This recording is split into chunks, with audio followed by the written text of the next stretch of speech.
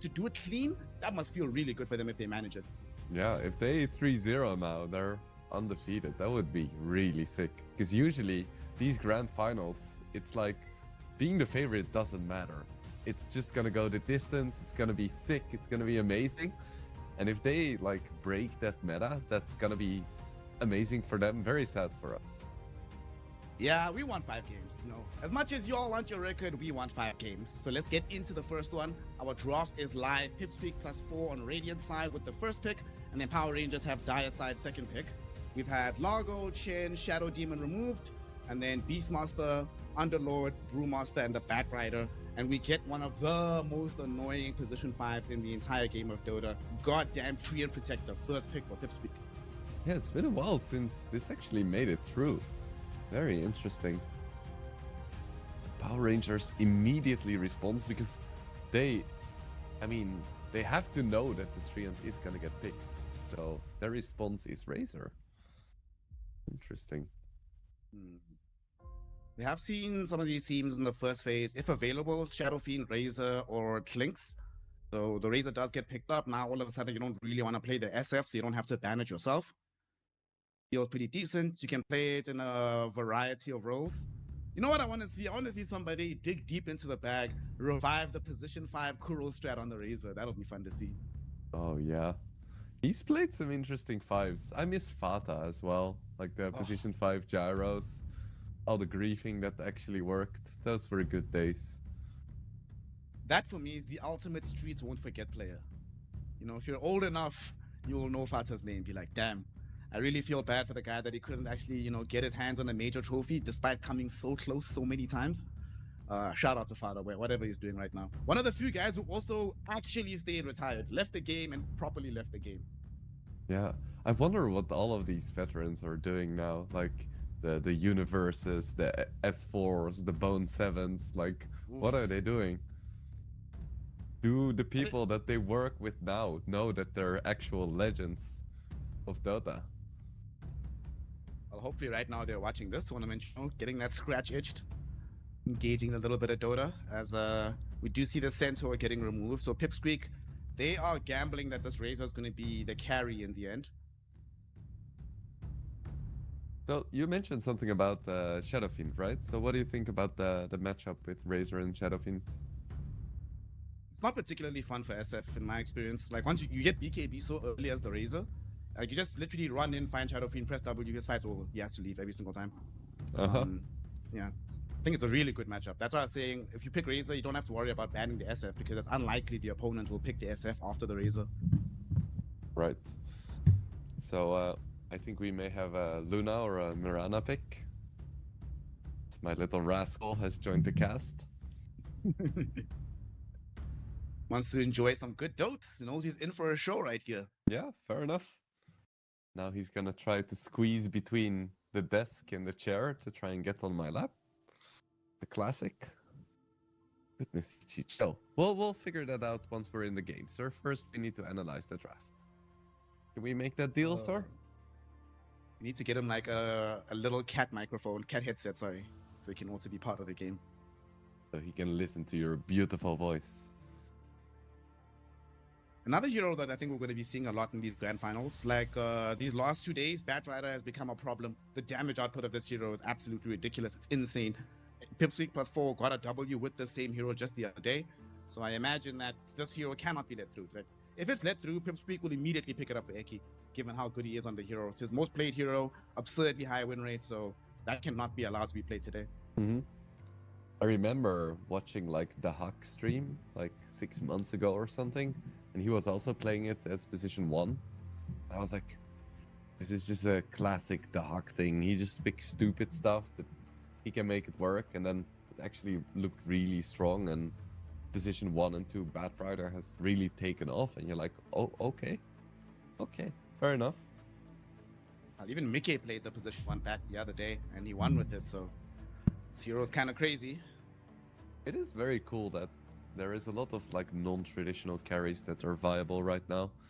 Back in the day, it was like you pick your carry, you get 1 farming item, then you pick a BKB, and then, you know, your agility hero takes off. And like when someone would pick Sven or Lifestealer, you would be hello, sir. You would be like, oh, they pick a strength carry. That's interesting. Or like they pick an OD or something. You're like, wow. And these days it's like, yeah, you know, any kind of support has like a 20% chance of also being viable as a carry, and just sure. One of the things we love about Dota. You can pick a hero and nobody has any idea where it goes. I mean, for example, this Phoenix, there was a while where it was being flexed in literally 3 lanes. Either as 5, 4, 3, or even a 2 at times. I'm glad to see the Phoenix though. I think this is a very fun hero, and it's quite good against the tree protector. When you drop the supernova, it destroys all the trees around, so it becomes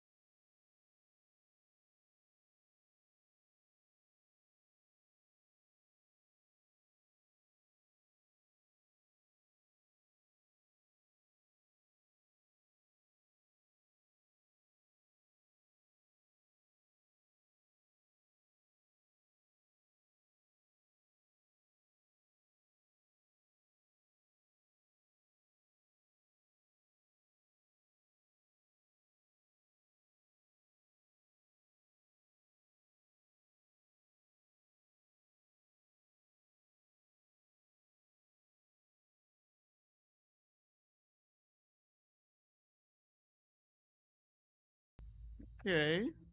Are you not a bit worried looking at their draft that they don't have the greatest amount?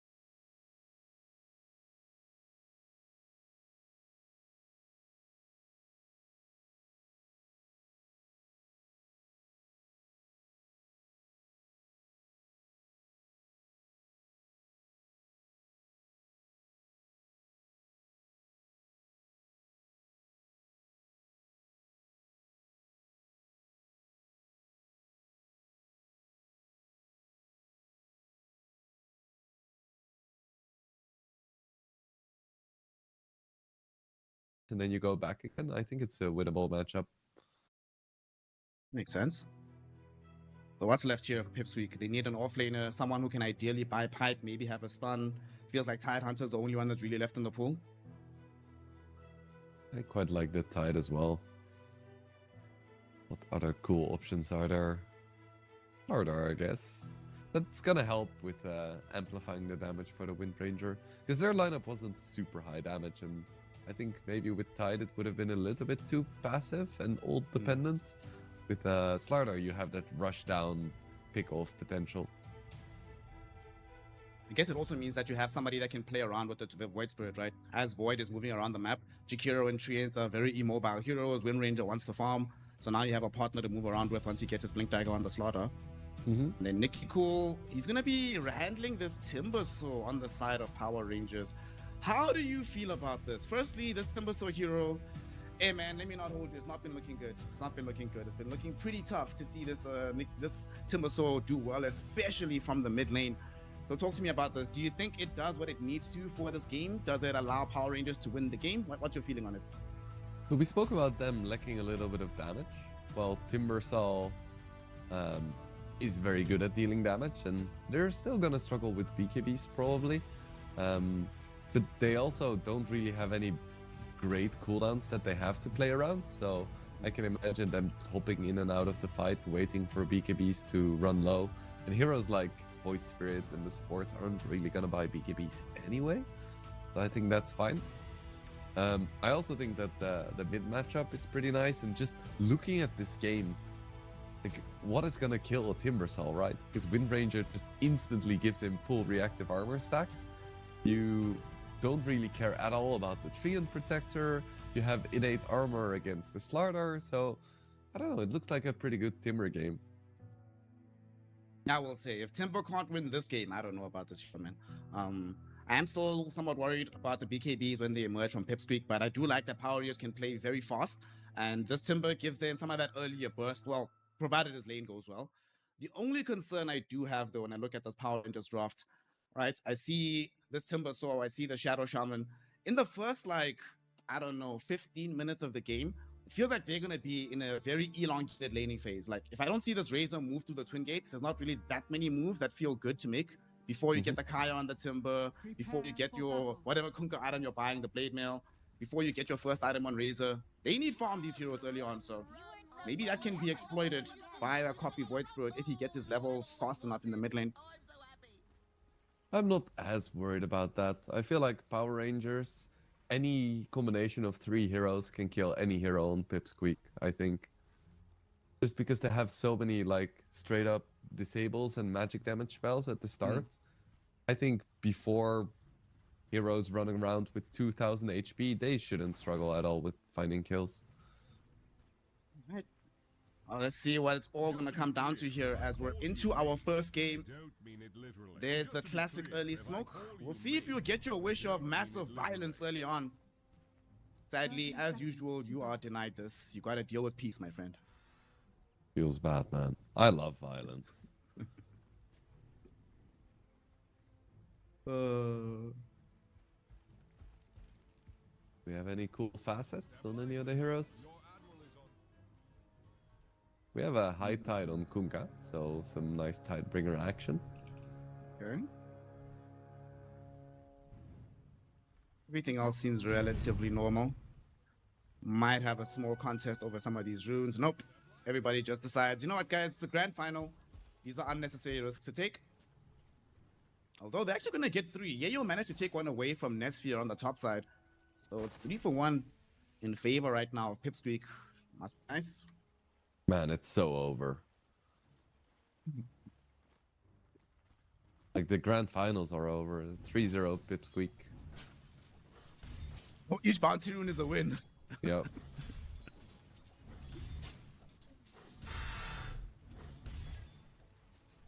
Copy versus Timber. So talk to me, Mr. Midlaner. What's this this matchup supposed to look like? We spoke briefly about the Razor or the Kunka being here. How does it change with the Timbersaw?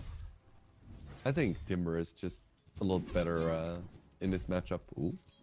Shadow Shaman's gonna get punched. Oh, immersion. He's dead, actually. Yeah, he's not. First blood going towards Dark Lord. I mean, you said it yourself. This does not sound like fun. Wind Ranger with the Treant Protector. And we're already starting to see what can happen if you get even slightly out of position. Yeah, these right clicks are insane. You have a Timbersaw or a Treant running around with 90 damage. And you have a Wind Ranger running around with insane attack range, attack animation, and like 70 damage. It's ridiculous. How does he have 90 damage? Level 2, he's got 92 damage. Oh, are you kidding me, man? Ah, Treant Protector, what a hero. And it's not like Power Rangers has low damage. They're running around with the Shadow Shaman who has 70 right-click damage. The problem is that his attack range is quite slow. Jeez. His attack range is quite low and his attack speed is quite slow. Dark Lord's gonna get punched a little bit. He's got wind run, so there's no way for them to kill him. Alberca will take the opportunity to cop a quick D-ward, regain their vision control and unblock the camp. Very nicely done by Immersion with the placement. Always a fun minigame.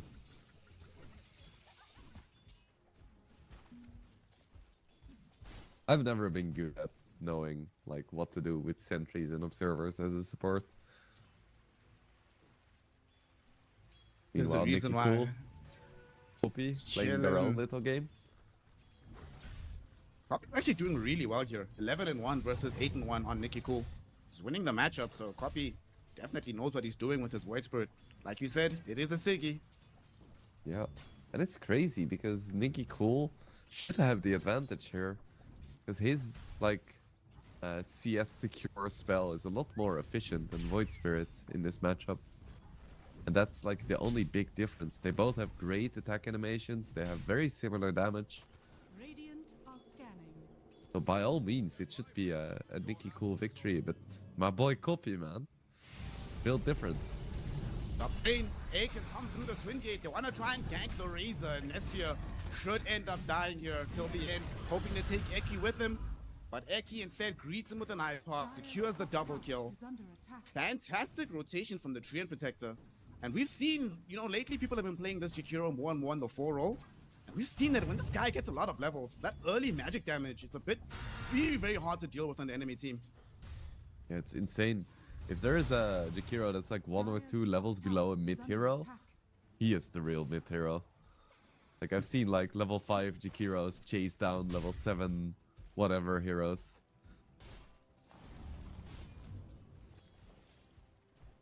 The worst part about this matchup down bottom is that in the interim, while Ake was making that rotation, Dark Lord was still chilling.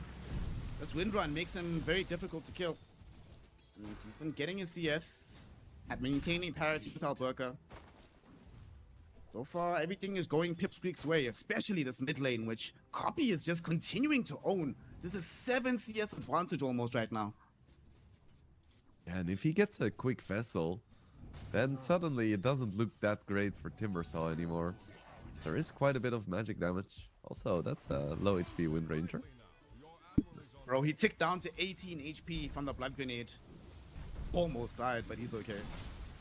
That's the one downside of this matchup. Like, if he gets shackled, there is no interrupt. Oh, they are going to bring the Jakiro down, though. They want to try and find a quick kill on Immersion. Punish him for the aggression that he showed in this lane.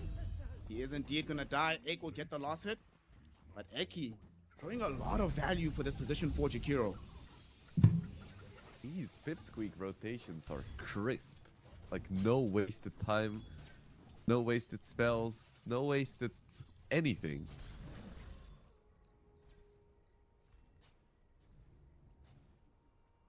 Copy already has his urn. Once he hits level 6, I feel like he's gonna make some moves as well.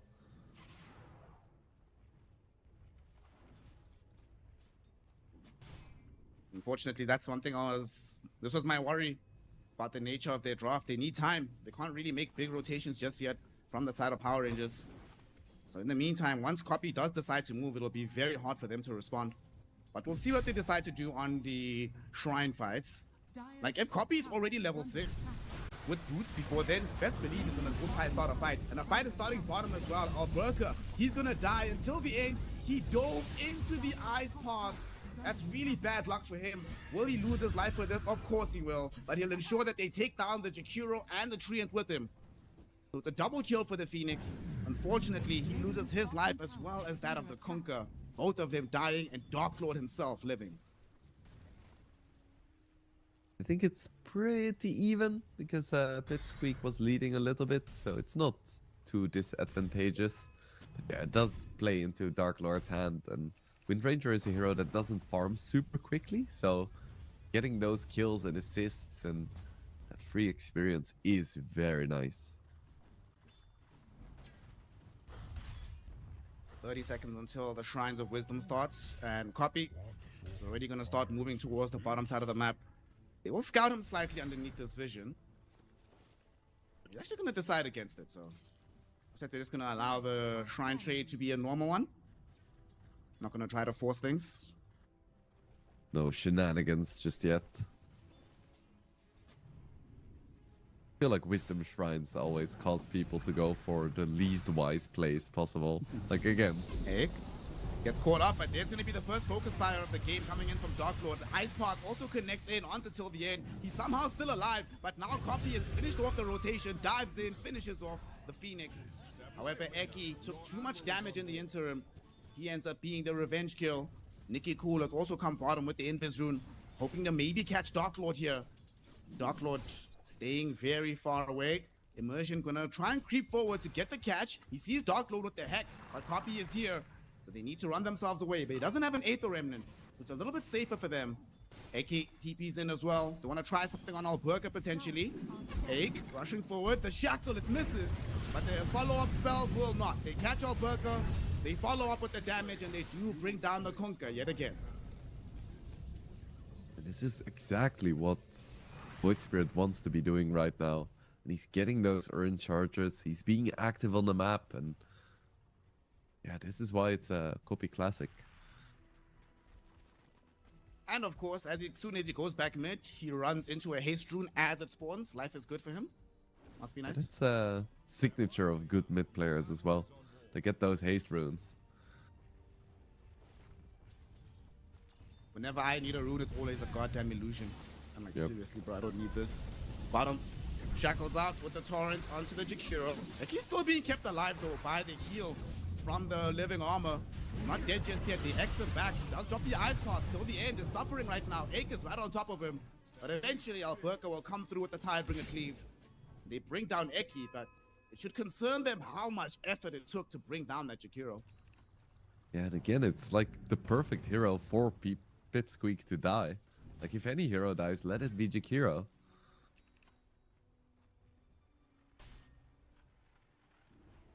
Haven't really spoken too much about this top lane. I think Larder is doing surprisingly well against the Razor. He isn't winning, but he's only 400 gold behind. That's a respectable score. And Copy is already his top lane looking for trouble. Sphere knows what's up though. Vision of Netsphere. He's underneath the corrosive haze. It just ends, but Copy might still want to chase here. Has the haste rune at the ready. Will decide to pop it. Here he goes. Haste rune activated, jumps forward. The Aether Remnants is out. Do they find the stun in time? Yes, they do with the ice path. The crush though doesn't get there because there's an immediate shackles from emerging TP'd in. Copy realizing that he's running out of HP. He has to get out of here. So they'll have to settle for the quick kill onto till the end.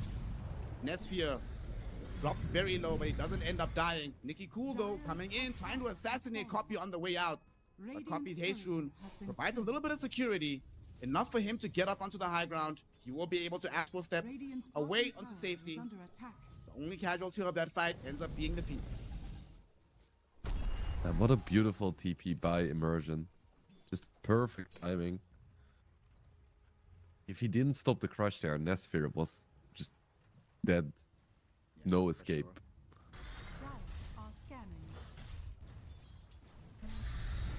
Well, in the meantime though, that leader is raised up into a 2k level. Mass open wards drop down to the mid lane. Immersion wants to pressure the tower. But Eki and Ike are coming through here. Eki is right in front of Nicky Cool, who's going to decide to jump on top of him with these chakrams. Ice Path holds on to him for a moment. Eki still not dead just yet.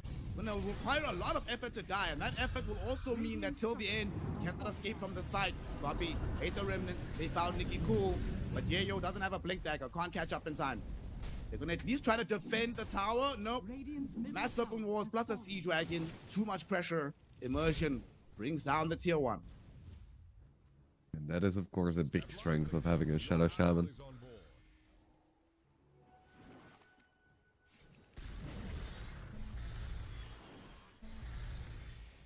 No level 6 yet for the Phoenix.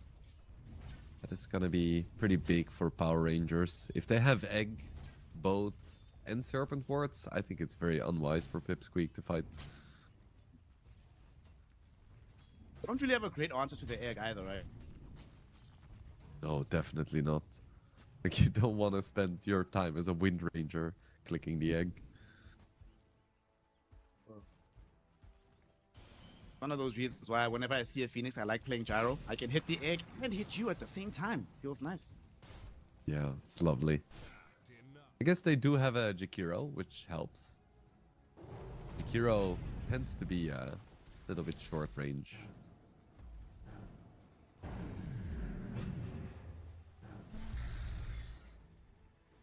Everybody just farming away. Nicky Cool. I think his Kaya should be en route soon. No, he's not. Oof, he still needs to pick up the recipe. So he can't really start making moves just yet on this Timber Saw.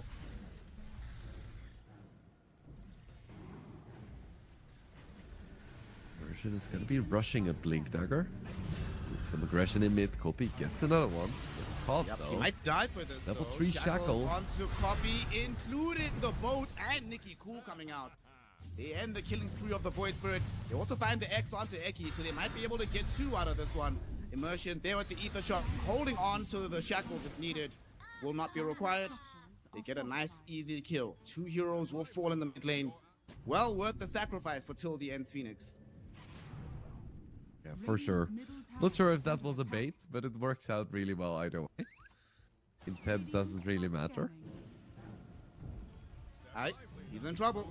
The sentry wards all around him. They know where he's at. They see him. But they don't see the X on top of him, so he's gonna be able to escape to the north side. Does get hit with the torrent. Is he far enough out of sentry range? No. Nicky Cool shreds both him and the trees around him, sending them both back to the dirt. Yeah, that's classic Timbersaw. He is good against tree-based heroes.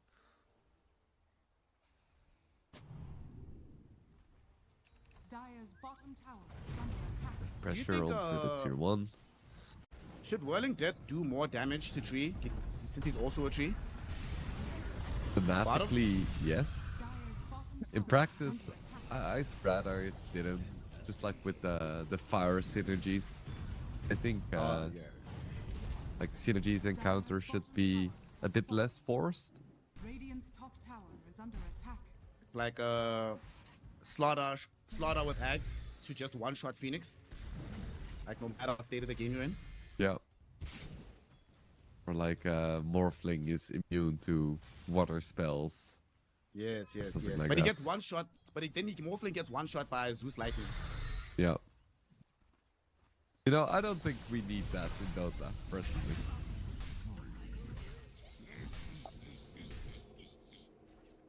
Yeah, yo.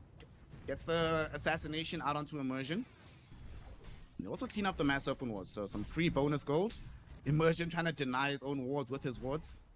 Wardception, you love to see it.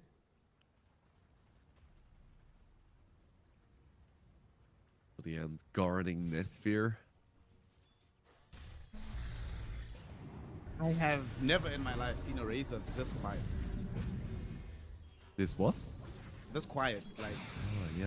he is not involved in the game at all. He might be forced into being involved right here, but nope. He's like, hey, Cillian, get your own ass out of there, man. I'm not fighting right now. I'm still farming. I guess a lot of it is down to his build. Ooh, Darkstar taking a lot of damage. My What? god. Dark Lord almost Goodbye. died for this one, but he actually will die. Gets X back into Nicky Cool, who brings him down with the Whirling Death. That was such a bizarre maneuver. He had no vision on the high ground, and your carry is the one going first into an area with 0 vision up the hill. A little bit of a lack of concentration there from the side of PIPSQUEAK. For sure. I guess it does prove the point that before like 20-25 minutes, Power Rangers is definitely not lacking in damage.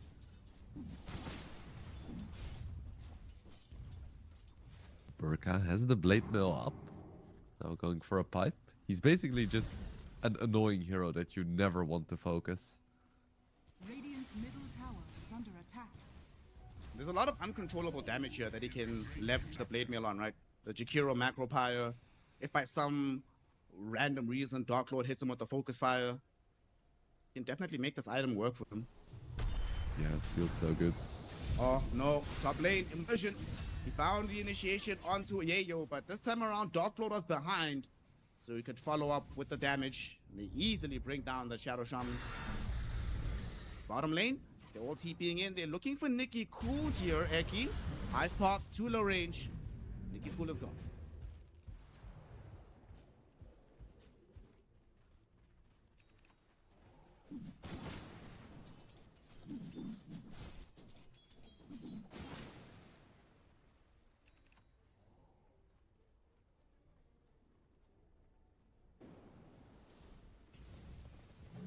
Finally, Razor has overtaken Windranger in terms of net worth. Neither hero really farms that fast, but Maelstrom definitely helps for Razor. Radiant are scanning. We'll be going for Manta next. Kaya and Yasha, which I think is like the new hot item that most heroes buy. Used to always be Kaya and Sanj. Dire's courier has been Now Yasha, you know? That extra cast speed is pretty nice. You want to get that yak. Alberca. Don't worry, if he shows, he could be in danger here. Copy's gonna look for him. Ooh, the power shot. It barely clips him, so they know where he's at. Alberca now coming back. They're also bringing in some additional support. In the end, though, runs headlong into the entirety of PIPSQUEAK. He gets sent to the grave immediately. Alberca doesn't get shackled. He's still fine. And they found the Hex out of the Copy. They need to get him out of here. Boat crashes in onto the Void Spirit, but he gets bailed out of trouble by Yayo. Comes in with a 2-hero crush, keeping Copy alive. Nesfia now making his first entrance into the fight, but he's too low in HP already. He needs to get back. Dark Lord, though, also needs to do the same, as he shed too much HP on the initial salvo. Nikki Cool able to finish him off with the help of Nesfia.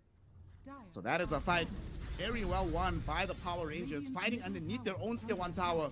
And despite losing the Phoenix that early, they had enough firepower and crucially had enough control to still win the fight in the end.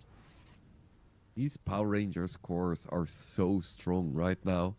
Like, this is pretty much the peak for all of their heroes. Kimber, Kunkka, Razor. Once they have like their level 2 ulti and a few items, they're insanely strong. While a hero like Windranger, Void Spirit, they need just a little bit more. Actually catches Alberca. They found the Kunkka. Kunkka will die, but probably Eki will die for this as well. Ek gonna try TP out, but there's shackles immediately in from immersion. And Nesfia says, thank you very much. I appreciate your contribution to the fund. As they get that kill though, now they know that Nikki Cool is alone. They're gonna focus him on the other side of the map and they're gonna bring him down. Oh man, initially that trade looked solid, but in the end you lost 2 cores for the supports. Definitely not worth it. Nice moves by PIPSQUEAK. Going for a play on a core with just 2 supports, and then recognizing when the support TPs come that there is an opportunity in top.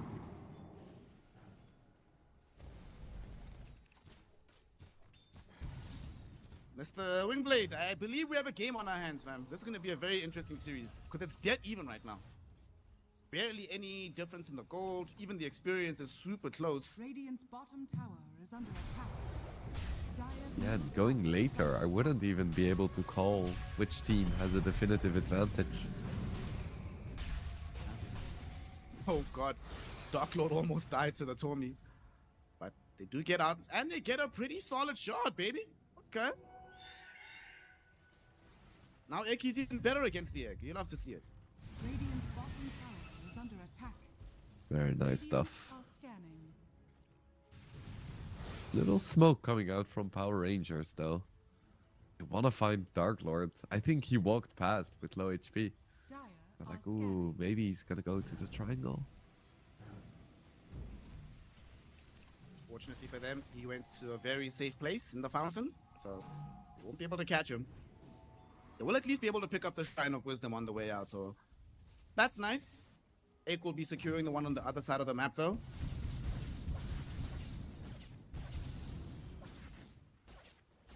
Radiant's middle tower is under attack.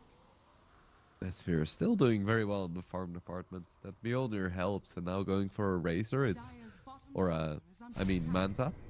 It's truly more of a carry Razor as opposed to like the tankiness And a Razor. Probably gonna go for a Satanic at some point as well, get the double Dispel. This is a style of Razor that we don't see super often, but I think this is definitely the game for it. Themselves a Roche. First Aegis of the game planted onto Dark Lord. That's one of the powers of having Slaughter on your draft, right? If you just have any sort of high physical damage output or just fast attack speed, Roche becomes extremely easy. Yep. Like, ah, shit, we forgot to take a hero that can do Roche. We'll pick a Slaughter, and the rest of the lineup doesn't matter. Could see them make a move after this. They just picked up the Yak on Copy. So he's got this. Maybe they want to wait for the BKB on Yayo. He just needs the recipe.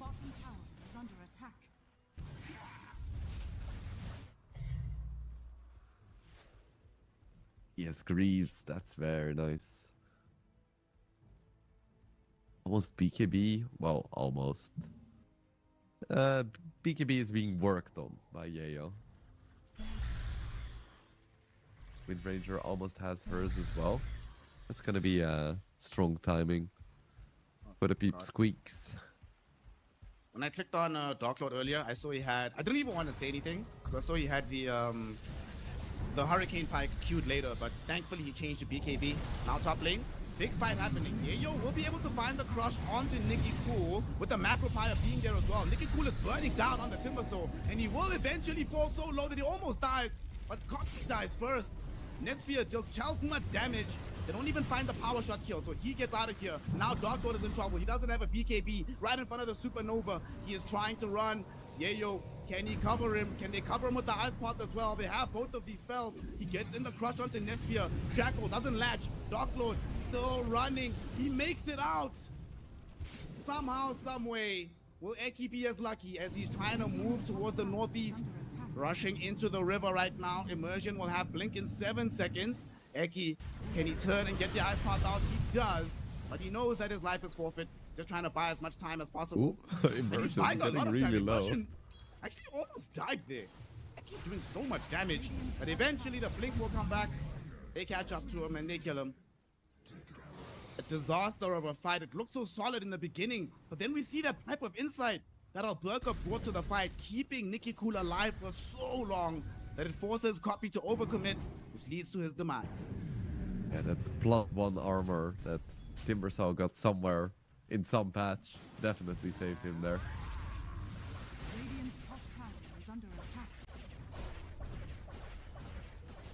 Not a good fight for Power Rangers. It just shows that before the BKBs are up, their team fight is just incredibly difficult to deal with. They're getting BKBs of their own as well. Nicky Cool now has one. The entire reason he fell that low in the first place was because of the Jakiro. Now all of a sudden, this Jack does nothing. We're not at a point where this Jakiro has the Aghanims or anything like that. Yeah, it's gonna be a little while. Barter almost has his though. That's definitely gonna help. I think it's a bigger deal than Timbersaw BKB. Dark Lord needs to be careful. They are smoking in the area here. Oh, his BKB is coming on the courier. Oh no, if they can kill the sniped, BKB. That is huge. They might be able to get both till the end, and then they're running around. Dark Lord got it.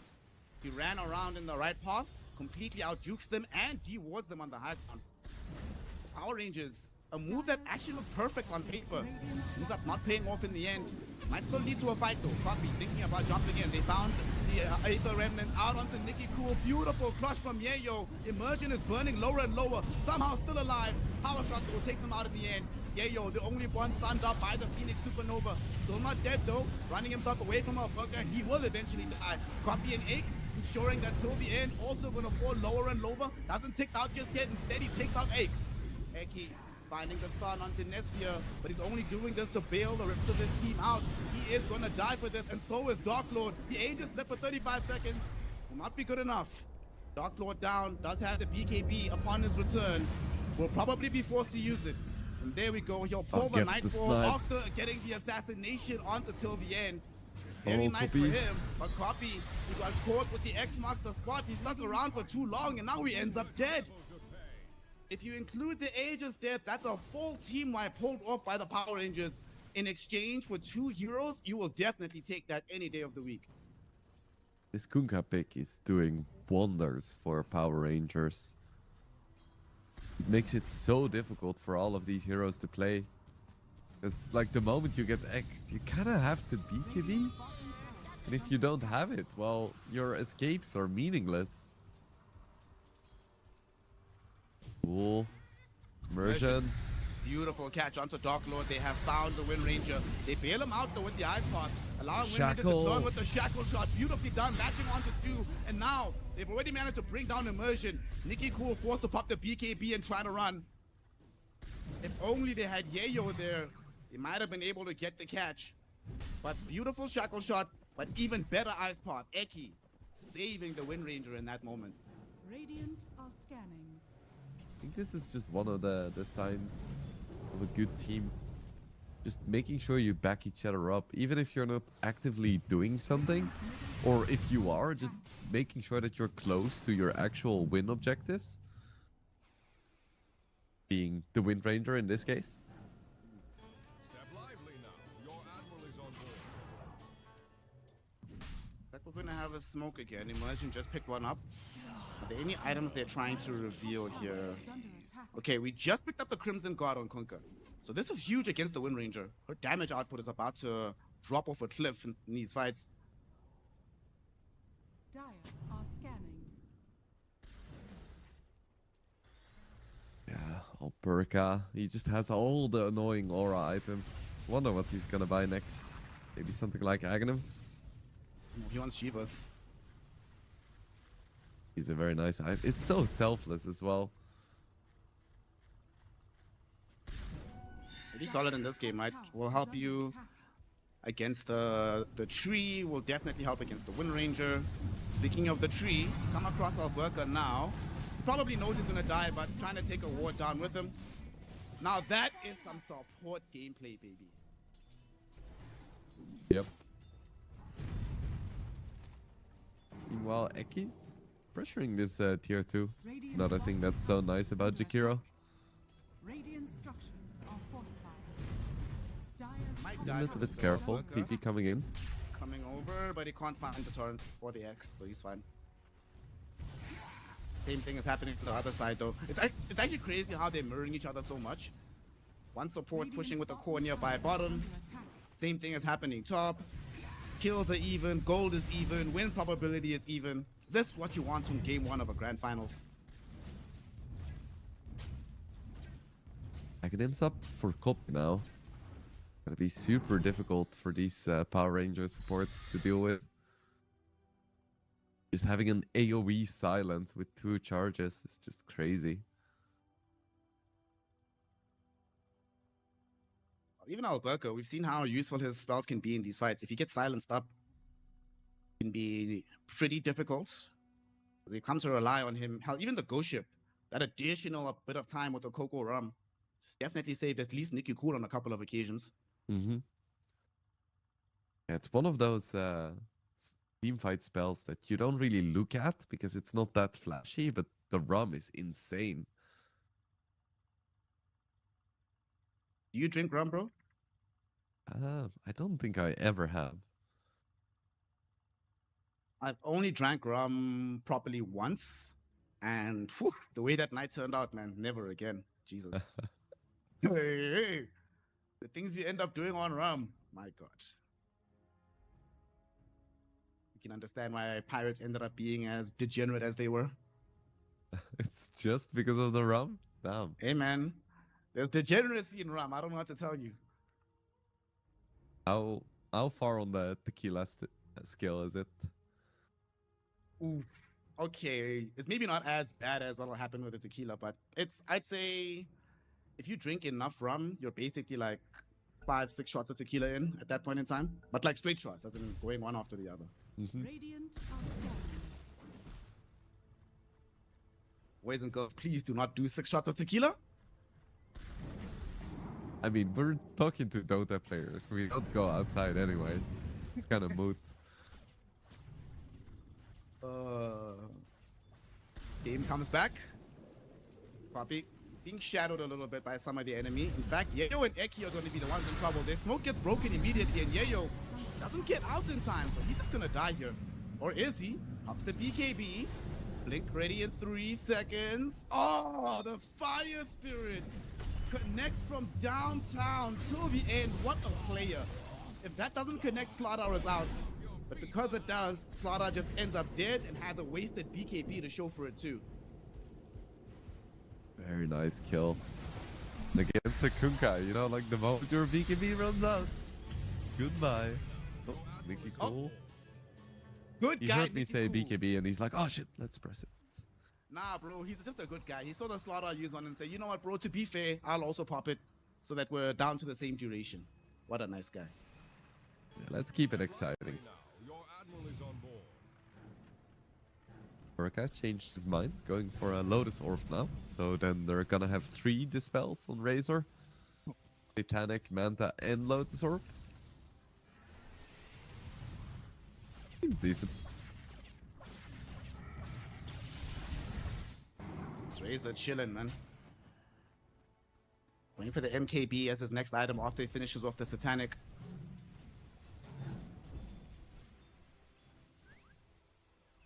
Super close game. Only a 1k gold lead. Razor net and the Wind Ranger dead even in the net worth department. He going for an Aghanims now. Gonna be a big one together with the Overgrowth. And they need that pure damage to get through these BKBs, right? Yep. And they're definitely of gonna be Eki. able to. He's trying to be greedy, farm up the middle for a while. Got a 4-hero ice path. Will die for this, but at least it looked cool. And if the rest of his team was close, that was the perfect initiation.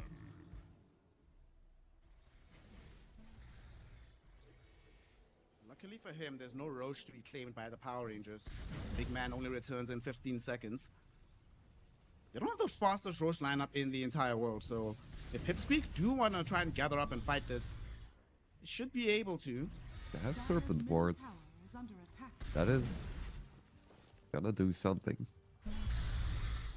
Big Man's up. They have 15 seconds 4v5, but it doesn't look like they're going to contest on Radiant. PIPSQUEAK are going to let this one go. And Nesphia will just run headlong into the pit. The ship is Moving the nice kick here goal as well. Yeah, this one's dead. Dire's And it sort Oh. of comes for free, right? Oh no, they're going to take the tier 2 top at the very least, so. Will be the classic Roshan for tier 2 trade. Or not, they actually glyph, they're going to defend been this. killed. Dire's Yeah, I guess top Jakiro was dead. Dire's That made it tower has fallen. less pressure, but of course Dark Lord just presses ulti, tower falls. No problem. Every time I look at a Roche and a Shadow Shaman, it reminds me of that one game we casted where there was like an Undying and Shadow Shaman that just popped their spells in the pit and Roche died, and I was furious. I'm still furious. You mean the game that was so bad that, wasn't it like a few days later where they removed it? Where they Yep. patched it out? Yeah. Icefrog was watching as well, and he was like, what the fuck did I make? That was so disgusting. That actually, when we were crossing together, that might be the stupidest thing we've ever seen in our lives. That Yep. was ridiculous. I think it's on a similar level to like the 5-0 Talisman Storm Oh my god. being best in slot. Radiant's bottom tower. Now Talisman Storm, who's 0-3 at minute 24. And then at minute 27, he's 4-3. You're like, what? How did this happen? X. Copy should be fine. It is hard to escape is though. he? Is he? Is he? Oh, Is he? No. Oh god. Immersion caught him. Oh man, he thought he was gonna outplay them there. He has Astro Step coming again in 3 seconds. Can he get out of here in time? No, the Hex came in from the Shadow Shaman. Now they brought Nesphia over as well. And Copy, he dies 70 seconds in the grave for this Void Spirit. Escaping against the Kunkka Shadow Shaman is just impossible. Dire's middle tower has fallen. I think Copy may need a BKB. I was about to ask you, when does he just, accept that he needs BKB? It just feels so bad. Like antithesis of playing Void Spirit. Drops the macro pyre. He's trying to play greedily here. Needs to buy one component before he dies. Force in 1 second. Still gonna stay alive. Force coming back. He's not gonna come back fast enough. He goes down. And Alberca was hoping to sniff out Dark Lord. Because Wind Ranger will be able to get to safety. Just free kills for Nicky Cool in that situation.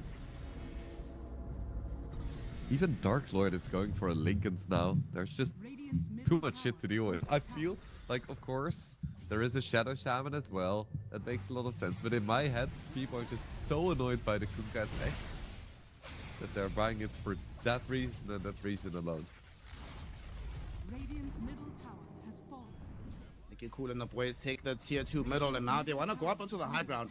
Mass open wards with the Roshan's banner. Are fortified. How will you defend this, boys?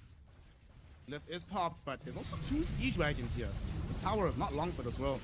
Living armor will buy quite a lot of time. Can't do that forever. The tier 3 tower is now gonna fall.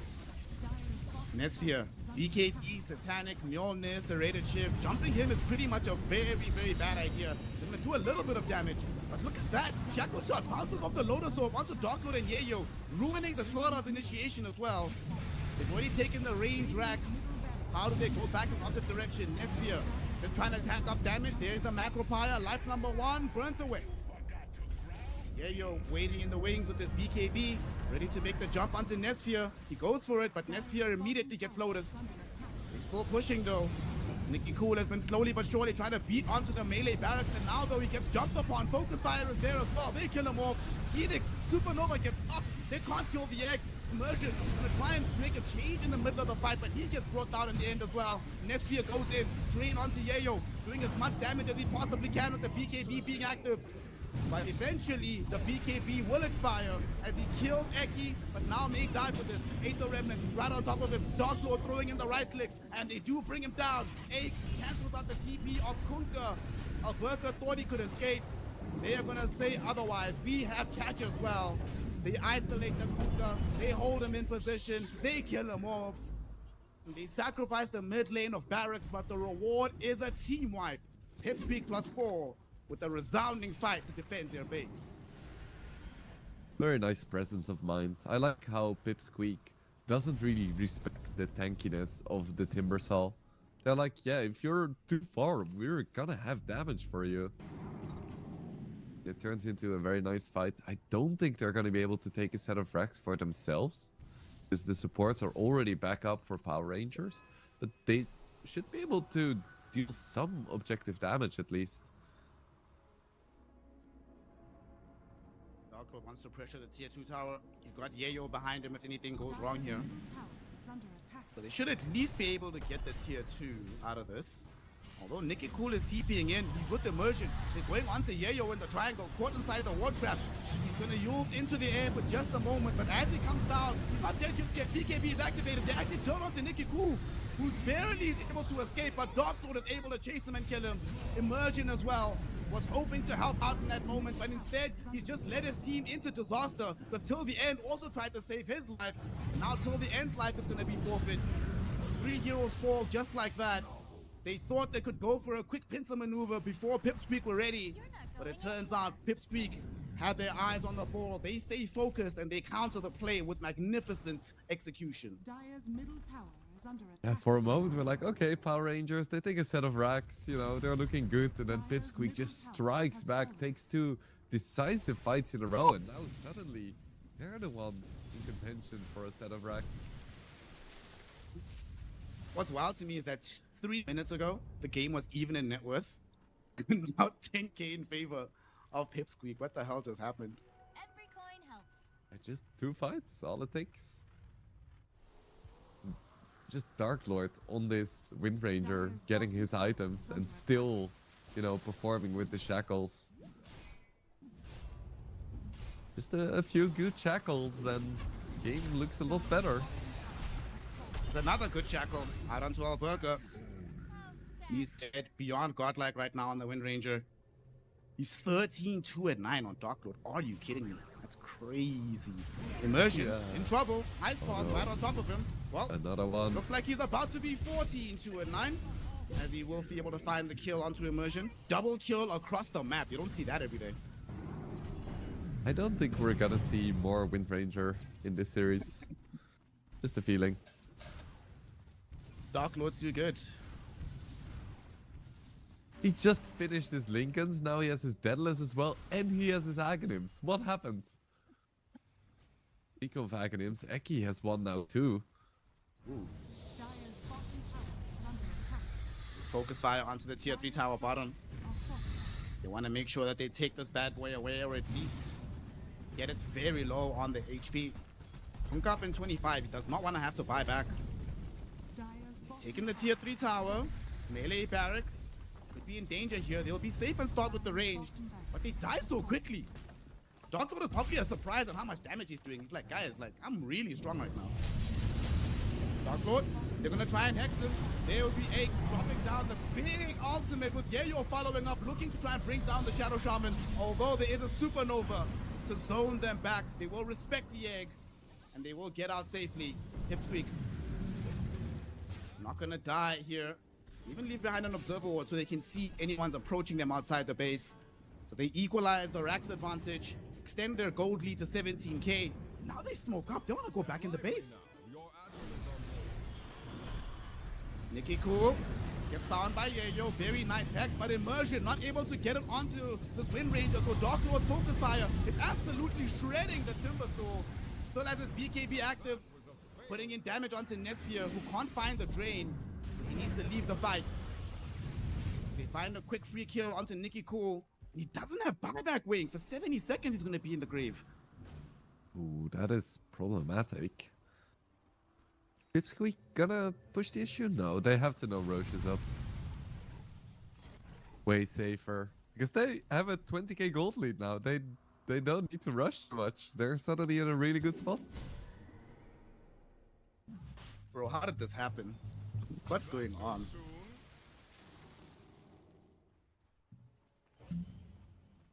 It's the 3 bounties at the starts there. Oh, I see. They invested those bounties and now the investment is maturing. These are the dividends. I understand. I see. Yeah, compound interest. It's a miracle. Do you have any money squirreled away into some stocks or some investment funds? Yeah, I started like a month ago, so you know, I'm getting rich. No, I bought some Dragon Claw hooks, you know? Oh, till the end. Does anybody want some scrambled eggs? Because those are available. No Phoenix available. E2 does not have buyback. Now you have to defend 4 versus 5. Wind Ranger also just picked up an Aghanim Scepter. So how do you deal with this? I don't think you do. Man. Okay, cool. Got the Rod of 8 out onto Dark Lord, but he's barely taking any damage. They actually forced the early BKB out of the Timber.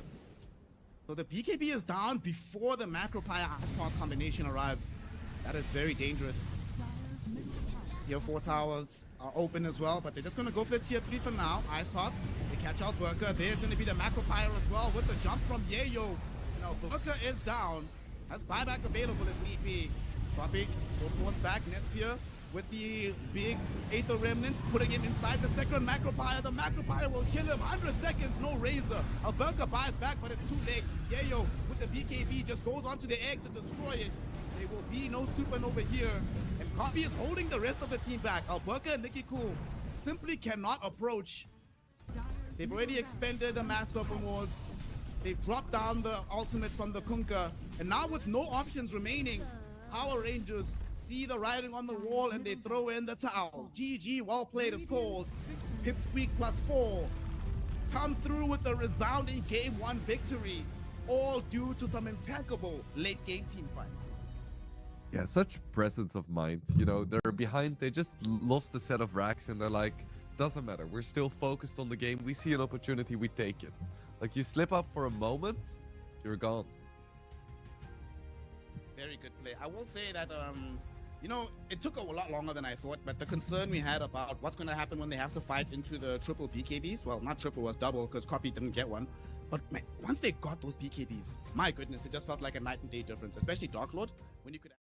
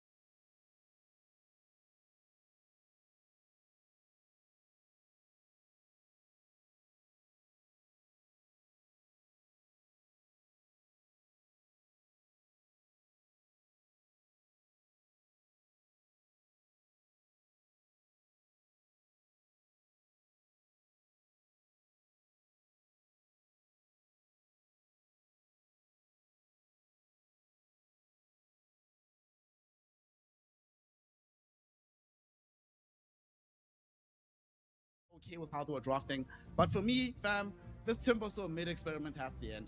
Just pick a mid hero that's gonna give you some stuns, give you some control, you know. They don't have to next level 3000 IQ plays to make the Timber work. I'm just tired of seeing it lose the late game, man. Okay, fair. I forgot that during the draft you were like, oh, this is, you know, we've seen it fail again and again and again and again. During the game, I was like, okay, but then they lost, and it's like, maybe you're onto something with that.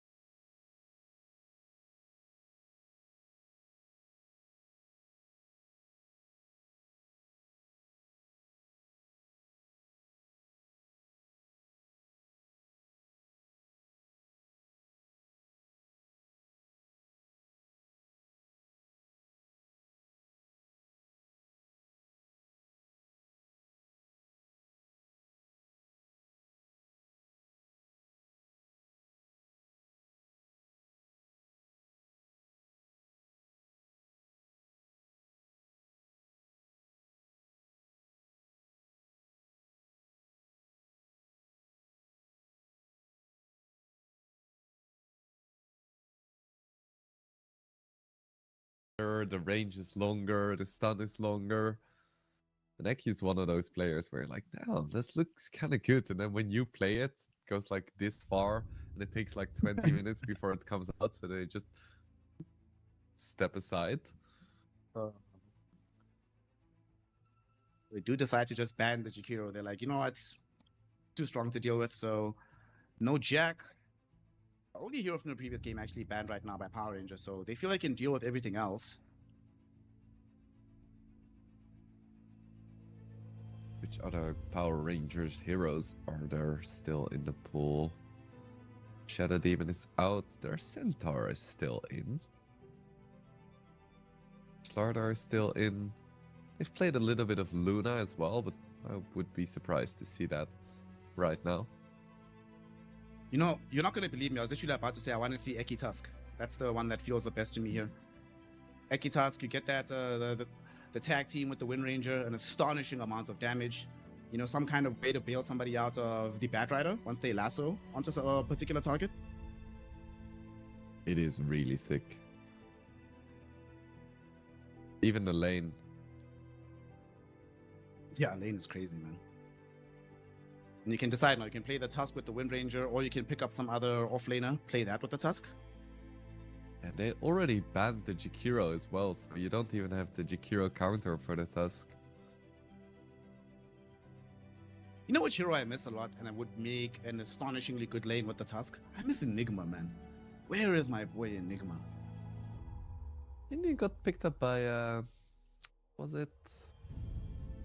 Something, a highlight now of Pain.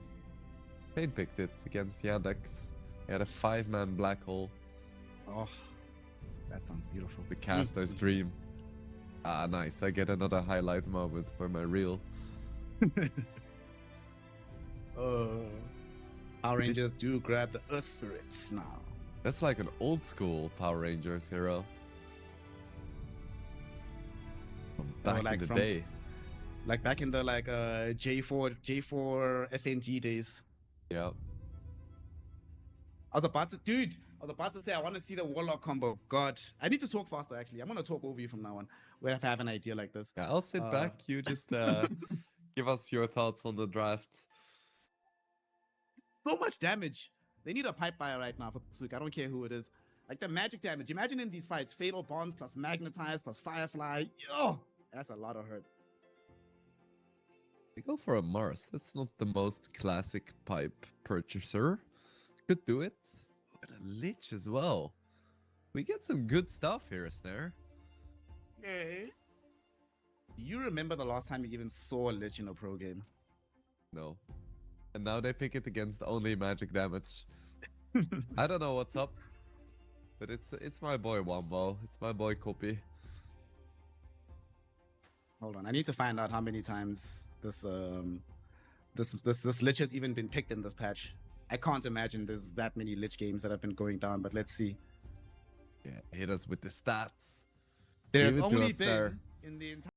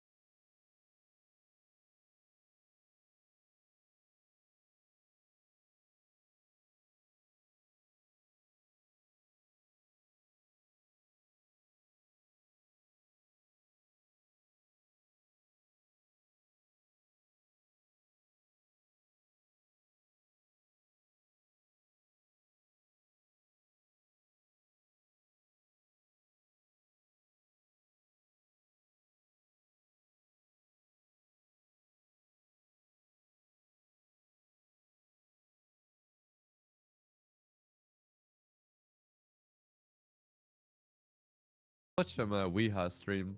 Like, he plays the dumbest shit. And like 40% of the time it works every time. he's got that Sex Panther going for himself. Nice, nice, nice. Lara comes out at the end, amplification for the TA's damage, a way to keep track and vision of the Wind Ranger, and also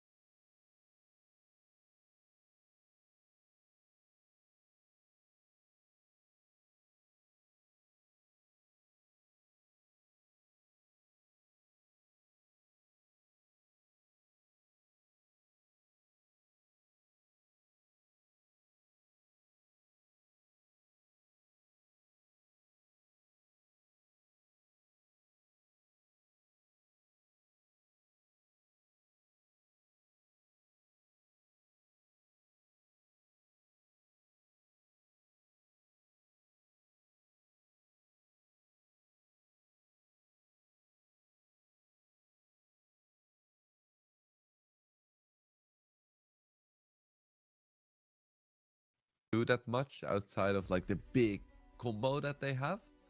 I feel like it's very easy for these Pipsqueak heroes to just find a quick pick off with like the Mars or the Tusk blinking in, and then teamfights kind of fall apart. So maybe I'm not having enough faith in like the Earth Spirit and the Bat Rider making a lot of space. But I feel like it's gonna be quite easy to just get on top of either one of the supports or the TA and just blow them up. There is no, like the only counter initiation they have are like stuns. There is no save. So if you just pop BKBs, throw everything, there is a good chance you just kill the important heroes. And I think that's a little bit scary. So I would say it's 60%, 65% Pipsqueak. Okay. So there's still a chance, Power Ranger course. boys. It's us on the mic in the grand finals. I mean, doesn't Geo Grip technically count as a save? Nah, come on. It's not like the too old much. Geo Grip. The old Geo Grip was... Yeah. Yeah. And of course, Immersion can still buy Aghanims at some point. And I think that changes quite a lot. But I think being like, yeah, they have a great save. They just need this 4.2k item with shit build up on their position 4. 30 seconds It's like, to battle. yeah, then do you really have a save? Like, once he gets the Aghanims and the Aghanim shard, then the save is amazing. So he just needs, you know, 6,000 gold. He's almost there. Yeah, you know, it's fine. Let's see if we'll find ourselves with another 3-1 trade up. Nicky Cool comes across Ake, and Alberca makes a rotation as well. Does have the napalm. Oh, Immersion was waiting on the high ground. Ake is gonna die here. No, he won't. They did it, Jason. Okay. Blood grenade dropped by Immersion to secure the first blood. Now they're looking towards Dark Lord and Alberca. Dark Lord will also eat a blood grenade. One more right click should be enough to kill him. So he does end up going down. 2 heroes for Power Rangers. Now this is a perfect start to the game. Nicky Cool being involved in a kill before the lane starts. You get the first blood and you kill the enemy carry. Life is good. I said 65% Power Rangers, right? Or did I misspeak?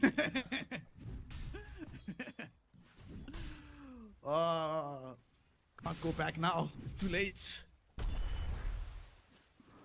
Even with the assist on Nicky Cool, I still don't think he's gonna enjoy the mid lane too much.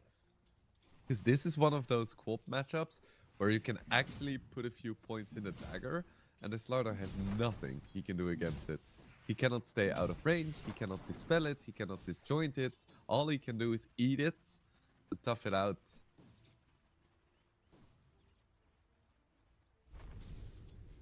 Gonna try to do his best. In the top lane, we see Alberca here on his Bat Rider. Gonna be a while since they can really threaten Dark Lord, but Ake is doing a magnificent job on this Lich. I think, you know, whenever heroes are out of the meta for a while, you sort of forget how to play against them. And you forget just how much damage Frost Blast deals, even at level 1. Wonder if Ike has played it in pubs a few times. Ooh, Alberca. Nice shackle shot. Alberca getting gone on, but Immersion was there with the rolling boulder just to interrupt Dark Lord a little bit. Enough to make sure that Alberca will live. Immersion himself, though, he'll eat some damage back, but at the end of the day, everyone's gonna be fine. Everyone is gonna be fine. I like that. All these kids, you know, they have a bright life ahead of them. They're all gonna be fine. Thank you for coming to our motivational talk.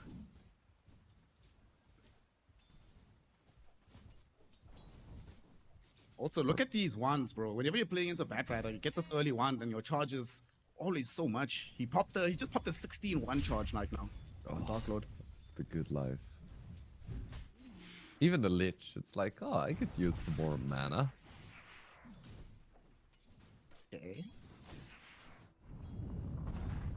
Immersion did get caught with a shackle and a frost blast, but he'll be okay. Seems like all of our action is happening here in the top lane. Everywhere else, people are just farming, not even trying to aggress into each other too much. So who do you think that favors there? Like a really quiet early game. I think the TA team is always happier with that kind of situation, given that like once the laning phase breaks down, you before the Maelstrom's available, you're gonna outfarm Dark Lord for a while, especially if he dies. Almost lost his life here. A couple of more right clicks is all they need, and he burns out in the end. Oh no, that is what they wanted to see. Now Ake also in a bit of a dangerous position. They even have to rotate in Eki, but here comes till the end from the other side. Beautiful kick coming in from Immersion onto 2. They have fatal bonds on both of them as well. They just need a little bit more damage. They might be able to find multiple kills. They get the double for Alberca. Till the end, he's not even gonna die because Dark Lord's TP took so long. Eki took up the initial slot, so it stalls the return of the Wind Ranger and ensures the escape of the Warlock. Ake is gonna die regardless. All 3 of them end up dead. This Immersion Earth Spirit is doing insane work. You usually don't think of Earth Spirit as a hero who does well in lane. He's making it look so good.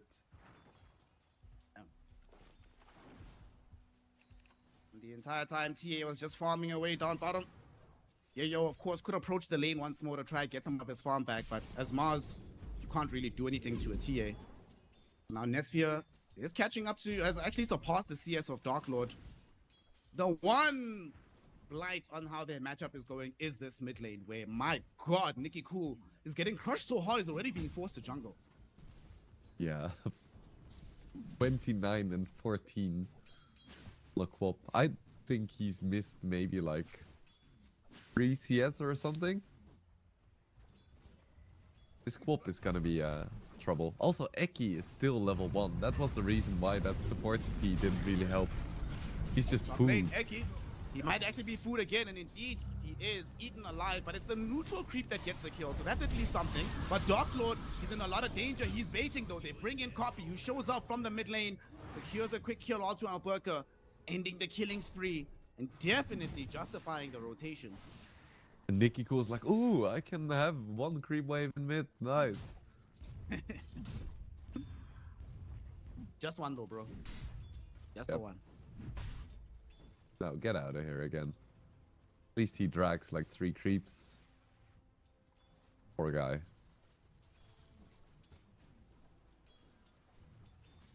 That move from Copy is actually so good. Not only does it get a kill for him, he's already dominated this mid lane.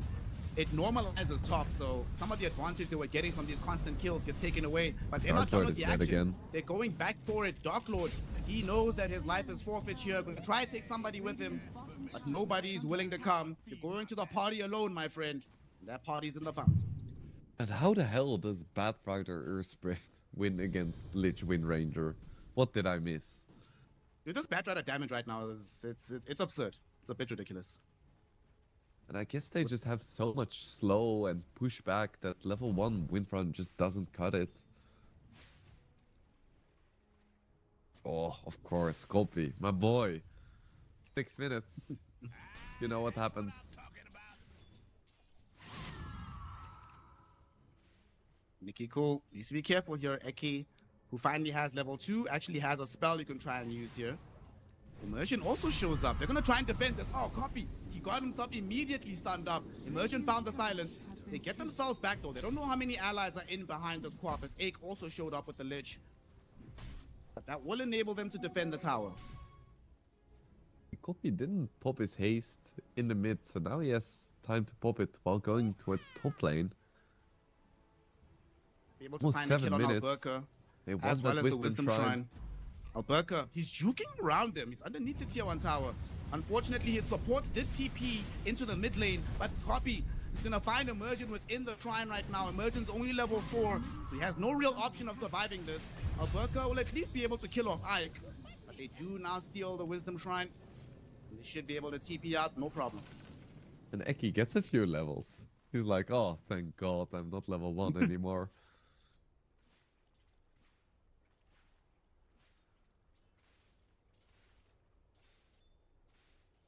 In a lot of kills, most of them have occurred in the top side of the map. Alberca has literally been involved in all of them. But the gold and experience still slightly favoring lineup of PIPSQUEAK at the moment. The Copy show, but can he keep it going? Poor Nicky Cool. Dire's top tower is under attack. Okay, he could die here. Immersion will kick him back. They want to give Nicky Cool something. They'll try to hand him a toss kill. Unfortunately, because of the eye shots, Immersion is forced to take it. That was a strangely long melee attack, but whatever. Still a kill. Dire are scanning. One day we'll find out how melee attacks work in Dota and why sometimes you can use them at like 400 range. One day.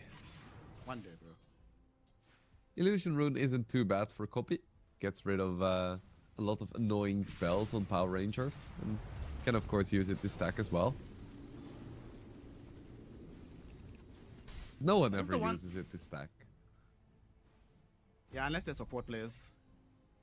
They don't have a. They stole the illusion. They're like, oh, fine, I guess I'll stack with this. Nothing else they can do with it. Top late. Alberca getting gone on. There's going to be the Sinister Gaze, but they missed with the latch. Instead, Chaotic Offering dropped down. Dark Lord still putting the pressure with the focus fire on Alberca. Even Yayo makes a rotation here. They do find a good kill onto that Bat Rider. They should honestly be counting their lucky stars that Immersion didn't have level 6. If there was a Magnetize there, how many of them were hit with Fatal Bonds? Could have been a disaster, but Dire's Immersion bottom tower only is level under 4, attack. so he could not leverage those spells.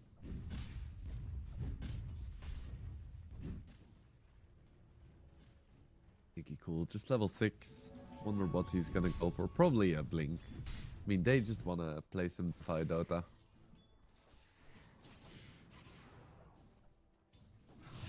I must say, they've done a really good job on PIPSQUEAK of responding to this top lane. If they just let Alberca do his thing, this could have been a disaster with how strong the Bat Rider could have gotten, but constant rotations, Alberca, making sure that they get farm onto him. And speaking of Alberca, he's bottom with the help of Nesphere. They're looking towards Yayo. Yayo does not have access to the arena.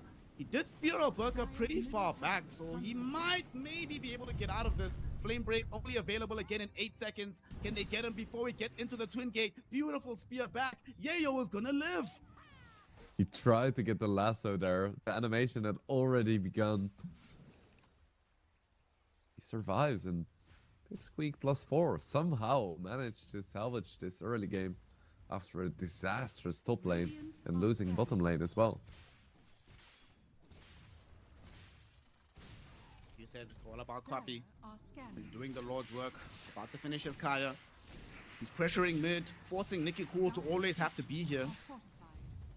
And I think I like the way Copy's doing this, right? Because sometimes you'll see when a team doesn't have the greatest tower pressure, the Queen of Pain will feel very pressured to move around, making plays instead, trying to kill as many people as possible. But he's like, I just stay here. Nicky Cool can't go anywhere either. That slows him down much more than it slows me down.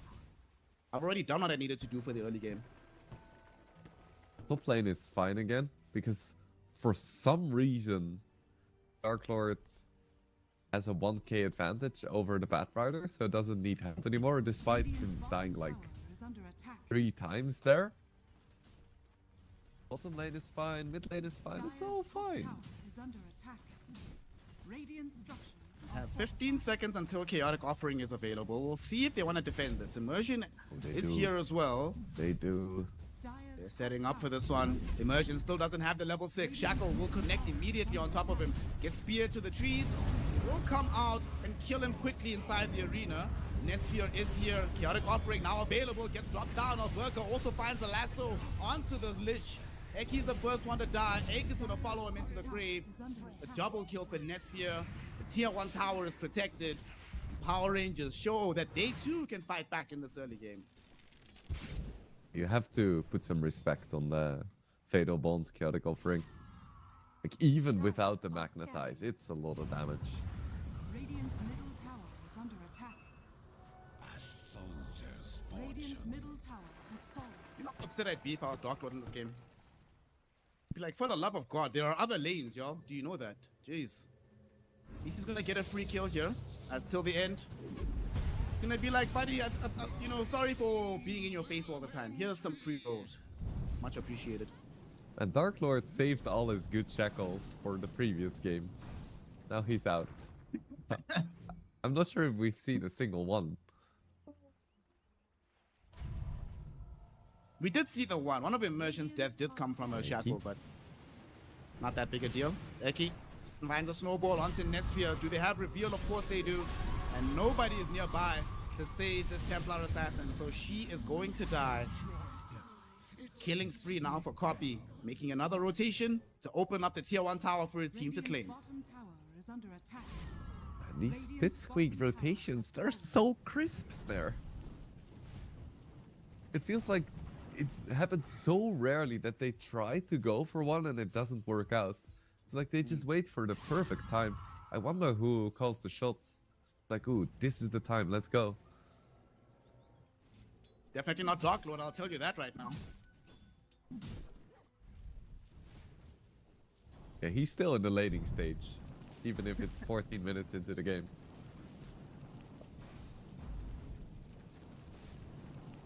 Burger trying to finish his bongo boots, pretty much has them after this creep wave. Nikki also finally has Blink Dagger on the slaughter, so they can try to make something happen here. Until the end is the one carrying the smoke. Nikki Cool not showing. I think they barely saw him underneath the ward, so they know that the Blink Dagger is available. Dark Lord will see if he can get out of here in time. Dire's middle tower is under attack. Heck, he finally has his level 6. Hasn't been his best showing so far. I think it's always hard to make supports look good when you're so underleveled. We're gonna wait with our judgment until he has his blink. Dark Lord is scouted underneath an observer. They know exactly where he is. They jump him. Nikki Cool finds the corrosive haze. Couple right clicks. He just absolutely melts on the Wind Ranger. I doubt Egg will fare any better. Although Yayo is coming in, so they might want to counterplay on top of this. They do have Eki here. Beautiful sinister gaze onto Alberca. There's going to be the chaotic offering play. Immersion. Can he get off the magnetize? He can. With Nikki Cool fighting the 3-hero crush. Copy going to be forced to send them all away with the Sonic Wave. But he's still under vision because of the haze. As he jumps away though, Eki and Yayo manage to find Immersion on the back end of the fight, but his magnetize is still going. So he will be able to bring down Yayo from beyond the grave. Nikki Cool finds Eki as he's trying to TP out. They end up losing 3. They trade their 2 supports for it. But absolutely... Oh, Alberca did die. He's not a support, but worth it in the end. And there we've got to see the combo. Magnetized with the Fatal Bonds. An astonishing amount of damage. Again, Power Rangers with these early strong teamfight heroes, and PIPSQUEAK couldn't quite handle what Power Rangers had in store for them. Maybe if they got off the Chain Frost it would have been different, but they just need to be careful about like the big ace in the sleeve for Power Rangers, which is Fatal Bonds plus Magnetize. Don't play into their hands too much. Also, you know, people, the MOUZ players, everyone was just picking last patch Bloodsport as the facet. So all of them got used to basically being immortal within the arena with the enemy team having no vision, but not the case anymore when you're playing with the Victory Feast. Could provide a lot though. Big catch potentially onto Copy here, but as soon as the gaze actually saved his life, shout out to Ike. Now they also catch Immersion as well, and they bring him down. Copy's not done. With the Lich Cross Shield, he dives onto the Warlock. Finally, a Shackle Shot will connect.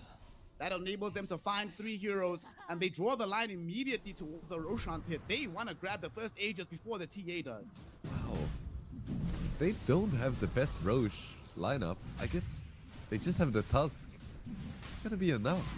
I would have never thought of this at 16 minutes with a lineup like this.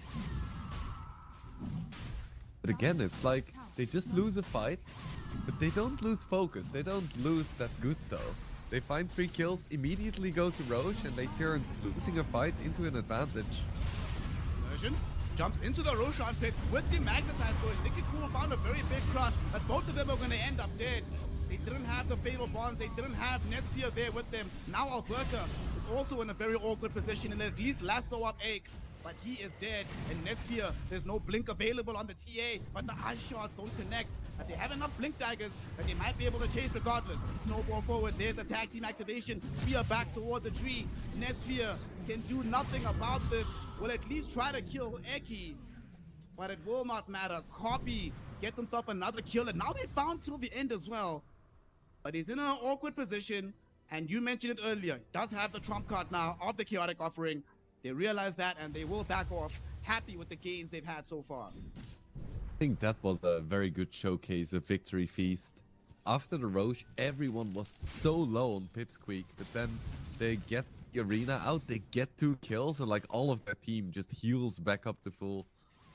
Ooh, Dark Lord. Scouted out by Alberca, but without the lasso, there is no chance.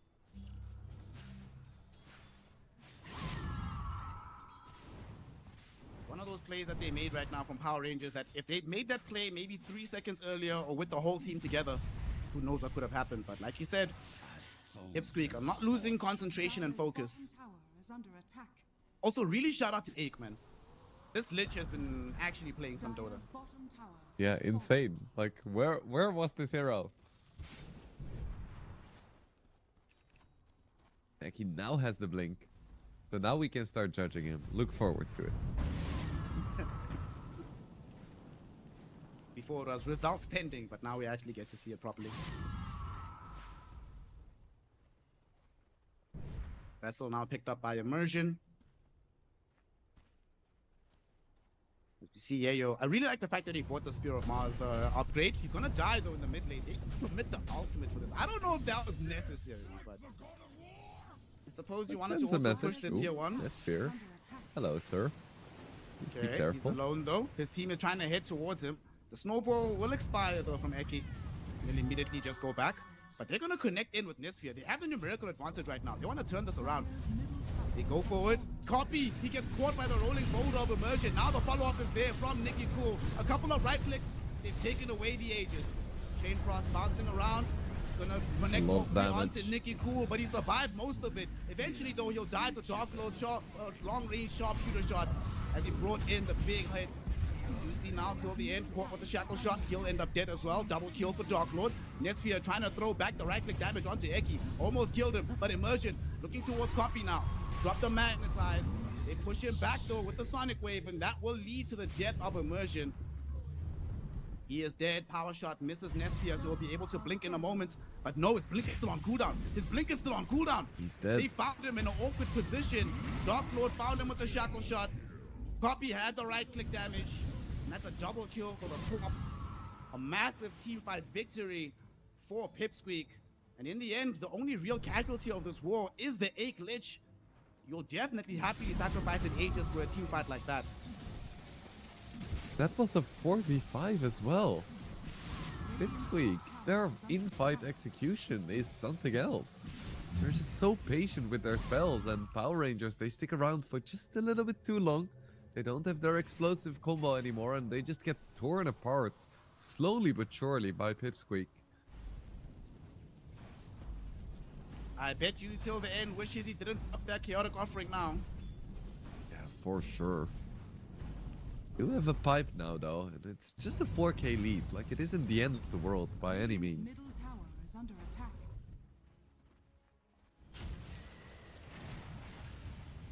The Nesphere TA desperately needs BKB. Yeah, And but like, good- not, I think she's sick, bro. I think she's sick. She's contracted the disease. Yeah. I was gonna say, good luck convincing a TA player to buy BKB before like 50 minutes, though. Radiant are scanning.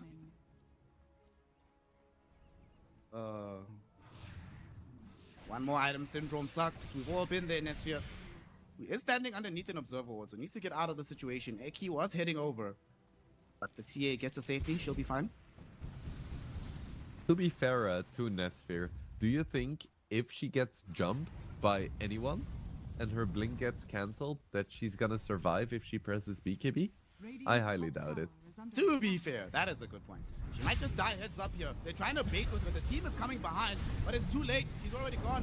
Will they be able to punish this? Nicky Cool finding the ledge, but the ledge is still very healthy. Chaotic offering finally does get dropped down with the Magnetize. They bring down Dark Lord. They've taken out Egg. Yayo dies too. Copy not going to be able to TP his way out of this one. He attempts the blink, but they have the vision. Nicky Cool finds him. Nicky Cool kills him. Small sacrifice to play for Nespheres. Eki at the very least able to TP out before it gets cancelled or killed by the Batrider. But you see the difference when they have the chaotic offering with the Magnetize, with the Fatal Bonds. Even without the TA, the damage is overwhelming for the Power Rangers. And this time they weren't able to get any kills inside the Mars arena, partially because of the freshly picked up pipe. And as a result, they don't heal back up and they just tick down to all of the overwhelming magic damage from Power Rangers. Bro, the Warlock dealt 3.4k damage in that fight. And these Warlock games feel so good. You just press your 2 spells and you're like, ah, yes. Job done. 2 huge items have also emerged now as a result of that fight. Alberto got a Blink Dagger on the Bat Rider, but we also now have a BKB on the Slaughter. That for me is the really big deal. Yeah, for sure. I think Slaughter is the hero that does survive. If he gets jumped and gets to press his BKB. Now just needs like an Aghanims and it's gonna be so difficult to deal with. So gonna try get some kills here. They find the jump onto Eki. They even draw the Chain Frost. Unfortunately, Yayo is there immediately onto Eki, but they're keeping him alive. Very nice arena, breaking him away from the rest of his team. Sonic Wave pushes him into the river, it saves his life, and now Emerge is the one that's ticking low to the Spirit Vessel. Yayo is gonna end up dead. In the meantime, Eki able to chase down onto the Warlock in the river, but now they found Dark Lord. He tried to go for the Shackle play. He dies because of it. They can't cancel out Ake's TP at the very least. But on the far side of the fight, Nesphere did catch and kill Eki, so it's a double for the TA. Another death onto Dark Lord, and another fight where this arena doesn't pan out the way it's supposed to. They're losing heroes inside of it instead of getting the kills.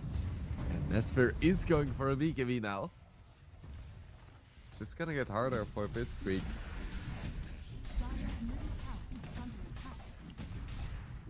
After game 1, we were like, yeah, no chance that Dark Lord gets the Wind Ranger again, but Power Ranger may have solved it here.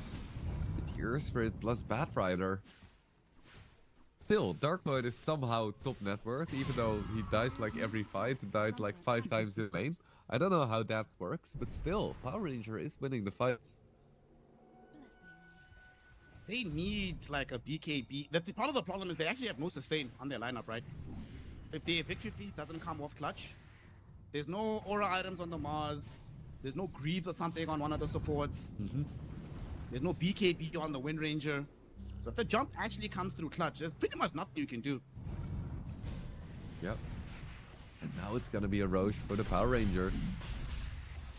9 minutes after the PIPSQUEAK Roche. Now the more suitable lineup is gonna take it. Oh, they also find Egg here on the Lich. So it's a Roche plus a free kill. Very nice. And to make matters better, because they lost out on the first Roche, Big Man is not going to roll, so they can do this one in secret. You think the secrecy matters, Snare? Radiant's bottom tower is under attack. In this Simple case? None of them are snitches. They don't want to tell on themselves. Oh, copy. Got bailed out. Oh, Nikki Cool, what a crush coming in from the Slaughter. Ensuring that Eki is not going to be able to combo with Copy to get the 3 kill. Eki should definitely die here, but Copy both pop the BKB and TP out. Is under attack. Or the Shivas rather than TP out. Doesn't have his BKB just yet, still building it. I think that was a good TP. If he blinked again, they would have just caught up to him. Top tower is under attack. Speaking Lane, of, they find Ake as well. This map is starting to feel very claustrophobic for PIPSQUEAK.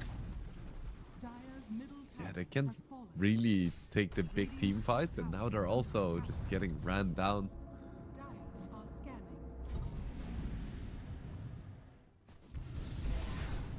At least Dark Lord is having fun farming. Dire's bottom tower is under attack. Bro, please Q BKB, brother. Please, bro.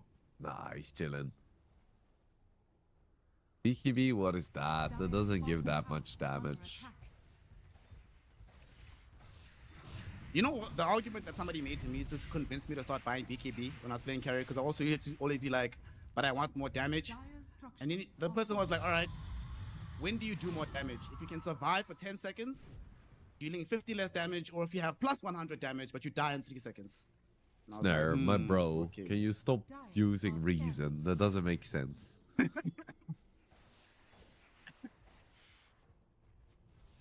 Dire's bottom tower is under Did you know that Daedalus is a defensive item? Because you kill them faster, so you take less damage. Ah, yes. Dire's bottom tower. The old, no one can hurt me if they're already dead strat. Yeah. Heck, he's about to be dead here. Easy catch and kill. They need to run though, because Alberca just popped the bongo boots. He wants to chase with this lasso. Will they find the silence onto Copy? Copy gets lassoed in right now. Nicky Cool is nearby as well. They should be able to find the connection. They also drop down the chaotic offering with the fatal bonds. They kill off Copy. Yayo will wish he just stayed his ass at home, as he dies as well. 3 heroes gone. And look at Power Rangers. They are giving no quarter right now to PIPSQUEAK. And that was Copy with the Frost Shield on top of him as well. Like, his team was close. They just couldn't do anything. Too many disables on Power Rangers. And Copy also doesn't have the BKB yet. I think the biggest loser of this game by far is Yayo on this Mars. He had a pretty decent start considering the circumstances, but now he's about to be overtaken by a Warlock. Well, he's been building this BKB for like 10 minutes. The item is just not coming towards him. Yeah, he got overtaken. Till the end, of course, does have the GPM neutral, but still, it's a bit painful. They just got a BKB on Batrider and a nullifier for Nicky Cool. So that Frost Shield, one of the small reasons that's been keeping this Queen of Pain marginally alive, no longer going to be in effect for the coming fights. Immersion. They have some vision thanks to the CA trap. Just plop down some observer wards. There goes Alberca. They found Copy. That's the man they wanted. They didn't put the BKB on the Batrider, but it won't matter. There's enough burst damage that they just bring down Copy. No buyback available. Dark Lord comes back with the focus fire though directly onto Alberca. They do immediately bring down the Batrider in revenge. That is something. But that does mean that the focus fire is down. The chain frost is down. How will you defend this 4 versus 4? And they still have Nesphere. But without Alberca, it does seem like Power Rangers don't want to press the advantage. They will back up, so the base is defended for now. Ultimately, not super bad for PIPSQUEAK. Dire are scanning. Immersion gets a nice Wisdom Shrine. Feels good.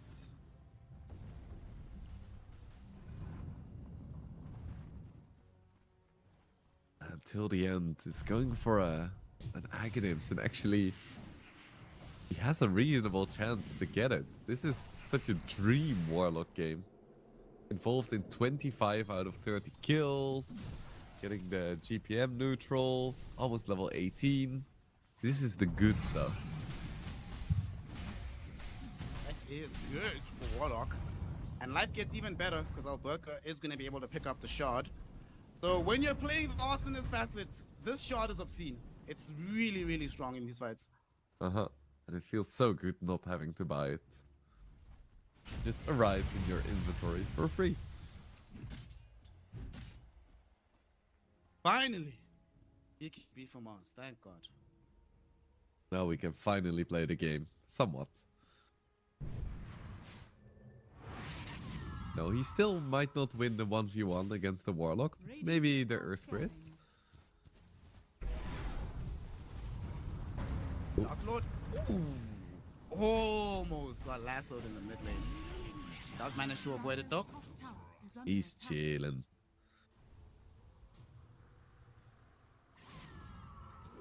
A very sad record. This BKB is the 28th slowest in this patch so far for MOUZ. It's rough, buddy. And, you know, for that stat, it's also worth noting that there's probably a few BKBs in there that went for a few other items first. Yep. Yeah, yo. They find him, but he does have the BKB. There's the lasso. Comes in right after the BKB has been activated, but they still have the whole team around him. I don't know if he's going to be allowed to escape this. Yeah, yo, he tried to throw the spear towards Immersion, but Immersion dodged it with the rolling boulder. Nicky Cool arrives for the assassination. And that's your 9-second BKB expended to just die very, very slowly. Yay, we got our BKB, guys. No, everything is gonna change. Dark Lord at least has Lincoln Sphere, so he does have a defensive item on the Wind Ranger. Come on, bro, just buy BKB. Please. Nah. Just buy BKB. He needs damage, bro. I honestly think he should get a Deadlist next. No cap. Dire's middle tower Maybe is little under bit cap. attack.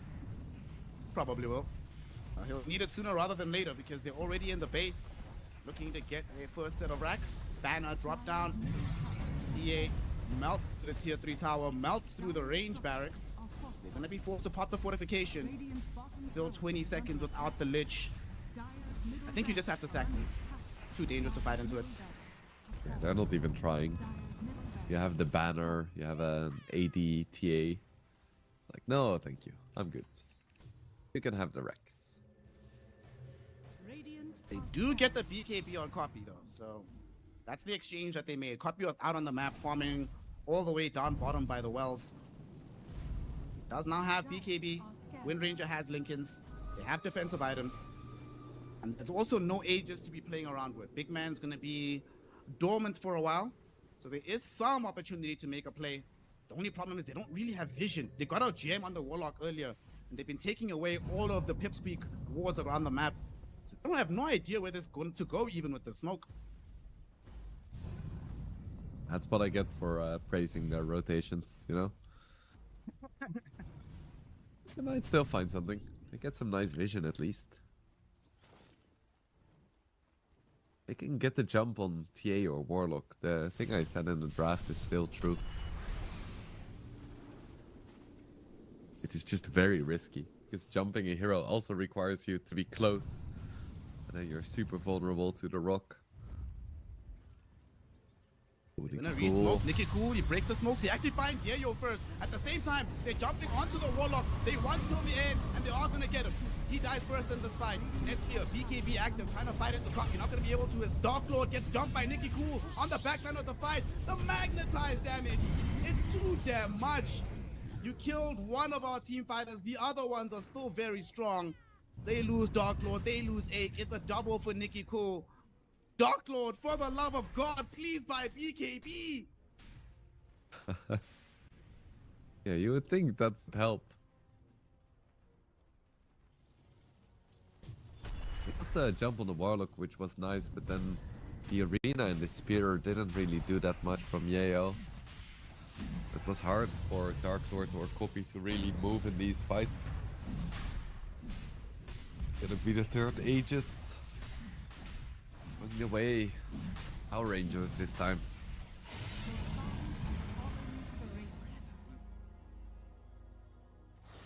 Aegis, Cheese, Refresher Shard, and the Roshan's banner. They are super stacked. 15k net worth lead right now for the Power Rangers. And yo, man, immersion, these magnetizers. You know, earlier on when you're super low level, you could almost say, well, the only reason he's having teamfight impact is because of till the end. He just found a kill. Really, bro? That when you drop the arena or the golem? Seriously? Okay. He's just excited he got his Aghanims. Dire's top tower is under attack. Dire's top tower has fallen. They are so far ahead right now. 20k net worth lead. Looking for a second lane of barracks. They have all their ultimates available on the Dire lineup. They don't have everything on Radiant. This could be an opportunity here. Nicky Cool can't find anybody on the backlines. Copy will pop the Shiva's God. But Nesphere doesn't care about any of that. He just wants to go onto these buildings. Alberca forces Dark Lord to have to pop his Manta to survive. Nesphere also jumps forward. BKB activated. But now they've expended the BKBs. These BKBs down, they do kind of have to run. Egg buys back, has access to the Chain Frost. But they are very well set up on the side of Power Rangers. Look at this discipline, Wingblade. How far back the banner is. They're just allowing the Siege Dragon and the Golem to do the hard work for them. Nicky can't jump. Copy cancels it with the Shiva's God. He does manage to find a big punch into Nesphere. But nobody wants to commit on top of him. He still has an Aegis. Now they're dropping up Hevo right in front of them just to complicate their lives. Looks like they will back off, actually. Okay, they're calling it quits on the side of Power Rangers. They're like, we've done enough. Range Racks will have to do it. We're still ahead, a full lane in the middle, so it's not that deep at the moment.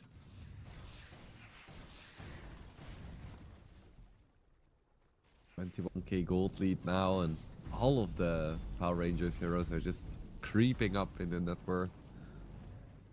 Feels like we're at a point where PIPSQUEAK may just be too far behind. Nicky Cool just comes across Doctor, but he doesn't pop his BKB just yet. Only now will he utilize it. But he's so damn tanky. Nobody can kill him just yet. He turns his attention towards X, hoping to burst down the Tusk. But the Tusk combos up with Copy to ensure that he's the one that dies instead. At the same time, on the far side of the fight with the Magnetize going, look at Ake, he's going to end up dead. Immersion duels into the air. Yayo wants to bring him down. Not going to be able to do so just yet. Nicky Cool comes in to save him. Victory Piece will help him stay alive. But eventually, Alberca burns him inside his own arena. They find a kill there. Nicky Cool also brought back, though, so a big investment from the Power Rangers to make that fight happen. At the end of the day, the gold exchange will still favor PIPSQUEAK, but they're probably going to be forced to buy back the MOUZ because they're going in. They want Dark Lord. They see him. They're moving in towards him. Netsphere dies first. Nicky Cool comes in. They've gotten onto Copy. But where is the additional follow-up? Alberca, is he going to find the lasso? Yes, he will. Golem's dropped as well. They bring down Copy. Yayo forced into buying back, but Dark Lord needs his help and he needs it soon. He gets nullified. He's getting brought down. Lasso holds him in place. Dark Lord is dead. 90 seconds, no buy for him. Netsphere keeping himself alive with the refraction and the BKB. He's able to throw in the right clicks to bring down the MOUZ. Die back for Yayo. No buyback for the Wind Ranger. This game is looking like it's absolutely done. Copy gets silenced by the TA traps, but it's just to zone him away. They take the bottom lane. Only the solitary melee barracks preventing Megas. But they have to somehow hold 3 versus 5 for at least 60 seconds. Immersion gonna come back soon as Copy threw out a big sonic wave and almost killed off this Warlock, but it's not enough damage. Copy gonna be forced to jump himself away now. Almost died there. As Netsphere, BKB active, is using it to resist this Chain Frost. They just do not have the damage to kill him. Both the supports will pop their Ghost Scepters, but Nicky Cool has a nullifier, removes it from the Lich. They also get the right click out onto Eke. Both supports are dead. Neither of them have buyback. GG is called. It's 1-1, baby. We have reset into a best of 3. Nobody has an advantage as we head into the 3rd game. And Power Rangers, they take it back. After getting suddenly outplayed by PIPSQUEAK in game number 1, they take the initiative in game number 2 with honestly some really cool picks. Like, I see Manure Spirit and I'm not immediately like, yeah, that's gonna be the secret weapon, but it is Immersion. I forgot. It's so easy to forget about these heroes. Like Earth Spirit, in the right hands, they can be such a menace. Of course, same for the Lich, but Power Rangers, they were too damn strong. They performed really well. You know, there's a lot of special shoutouts we have to put in. You know, when you think about how badly the game was for Nicky Cool in the first like 10-12 minutes relative to the impact that he had at the end of the game, that's to me is a signal of a very good team, right? To help a hero like Slaughter recover to that extent, very good stuff to see from them. Like you mentioned, though, immersion was everywhere. But my God, Alberca, Batrider, never again, never again. Sorry. I hope you had fun, my friend, but you're not going to be allowed to play this again. Most damage in the game was involved in 39 kills. There's no way, dude. He did so much more than he was supposed to be allowed to, you know? It's like you look at this hero in this game and you're like, oh, it seems kind of hard. There is a Tusk who can punch him through BKB. Lane doesn't look that great. People will just buy BKBs, pipes. Like, what can he really do? And then you're like, okay, so that's what he can really do. Let's make sure he doesn't get it again. On the side of PIPSQUEAK+4, is there anything that you would change draft-wise, or do you think the game largely just came down to execution? Yeah, I think it's once again kind of execution. I feel like they just fell behind, and just like on an individual level as well, I feel like there were just slightly too many mistakes. Like Dark Lord and Yayo especially, they just kind of died too much. They gave up a lot because they were in a pretty decent position. Copy was like putting his entire team on his back, trying to get them back in the game, and then he leaves again. and then Dark Lord dies again. It's like, yeah, he's still on top of the net worth for some reason, but you give away a lot, especially against a lineup that just has better team fight than you do. I will die on the hill that Dark Lord should have bought BKB in this game. I see Warlock, Earth Spirit, Bat Rider. There's too much magic damage, especially if your MOUZ doesn't buy a pipe for the game, right? You have literally no way of sustaining yourself throughout all of that. Ultimately, though, doesn't end up working out for PIPSQUEAK+4, so we've practically reset to a best of 3. And knowing how it goes when me and Wingblade are casting finals together, I'd say get comfortable because we're going to be here for a while. So to that end, go grab some water and then join us for Game 3 of our grand finals for PIPSQUEAK versus the Power Rangers.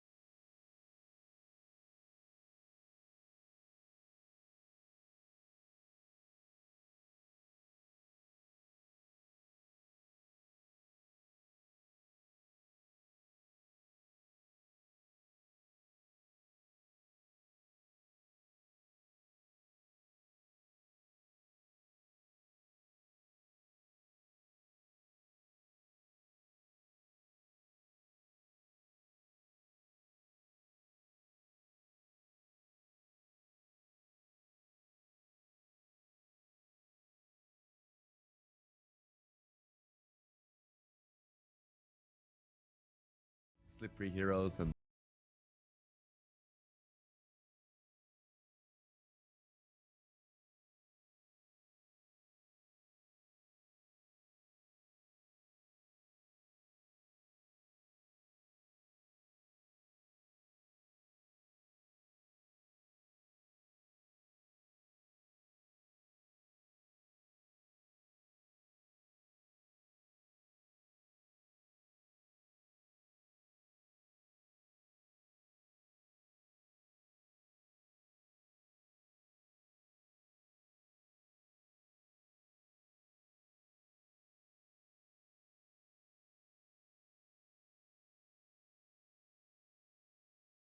gonna pick some mid hero last, right?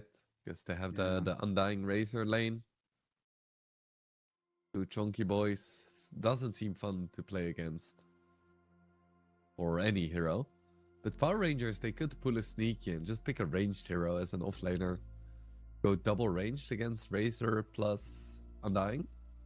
Seems pretty damn good. Could definitely see that.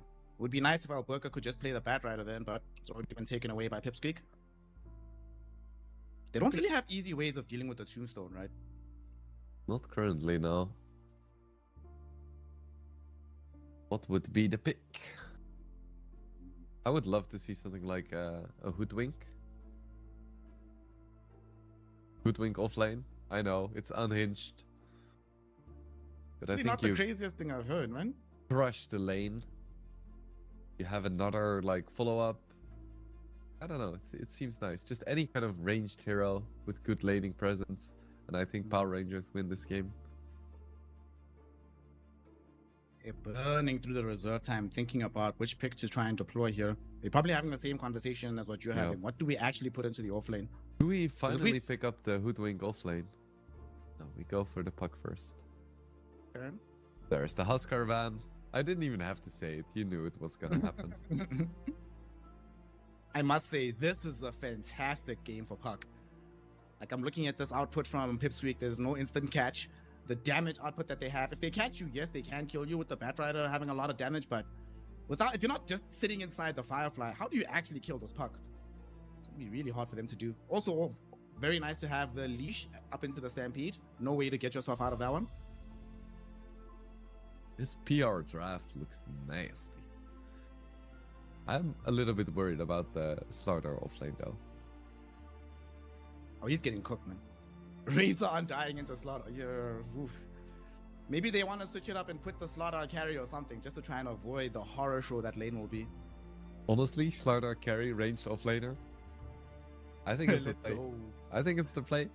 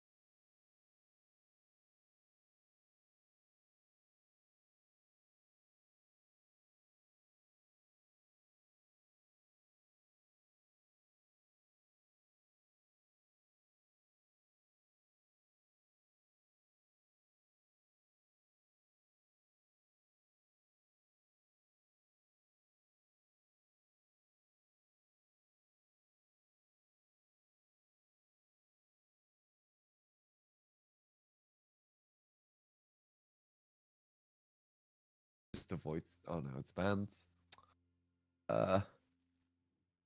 Beastmaster is banned. So Razor mid, DK mid, Batrider mid. What's the plan here, boys? I want to see. They're talking about it. Whose copy is it going to be? Razor mid. I mean, traditionally, right, it should just be DK mid, right? Because DK mid, we'd see it against the puck. Yeah, it makes the most sense. All right, so no casual DK mid. There's very few games where you feel bad about having DK in your team, right? You're normally just like, it's DK, man.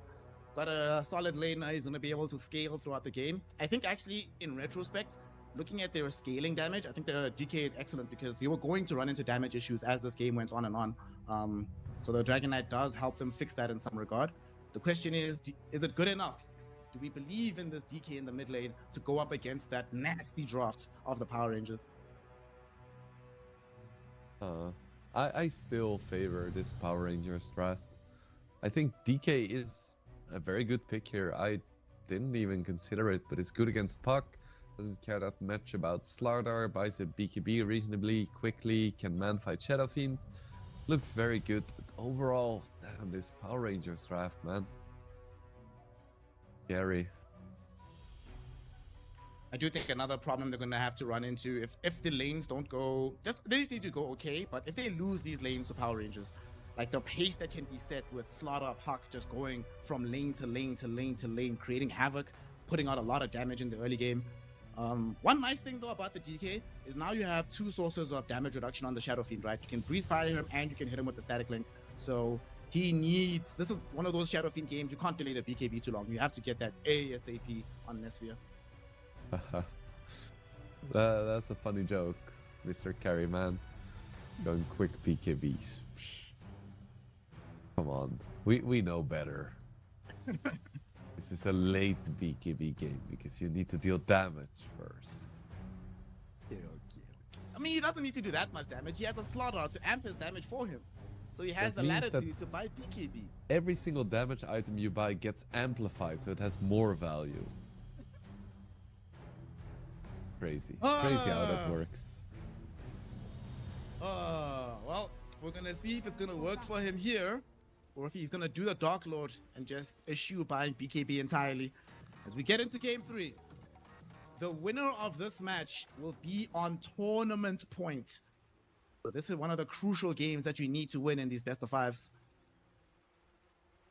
Yeah, that's such a nice position to be in. It's like, yeah, just don't lose the next 2 games in a row. You just need a single victory. If only that advice could be given to the Chinese teams. It's been so long since I've seen a Chinese still team. Hurts, huh? Bro, I'm still salty about TI8 finals. Oh my goodness, look at this. They went through the Twin Gate, but they were waiting on Power Rangers. Alberca found a 3-hero crush. They bring down Egg, they bring down Eki, and they're gonna be able to go. No, they didn't get down Eki, but they'll still find Yayo. They gave up the chase a little bit too soon on the Batrider, but nonetheless, they get 2 free kills. What a read from the Power Rangers, waiting on that Twin Gate, expecting the rotation, and it came just as planned, all according to Keikaku. Yeah, that's hella sick. Just waiting there, and that's like SF's dream, right? 3 heroes close to one another.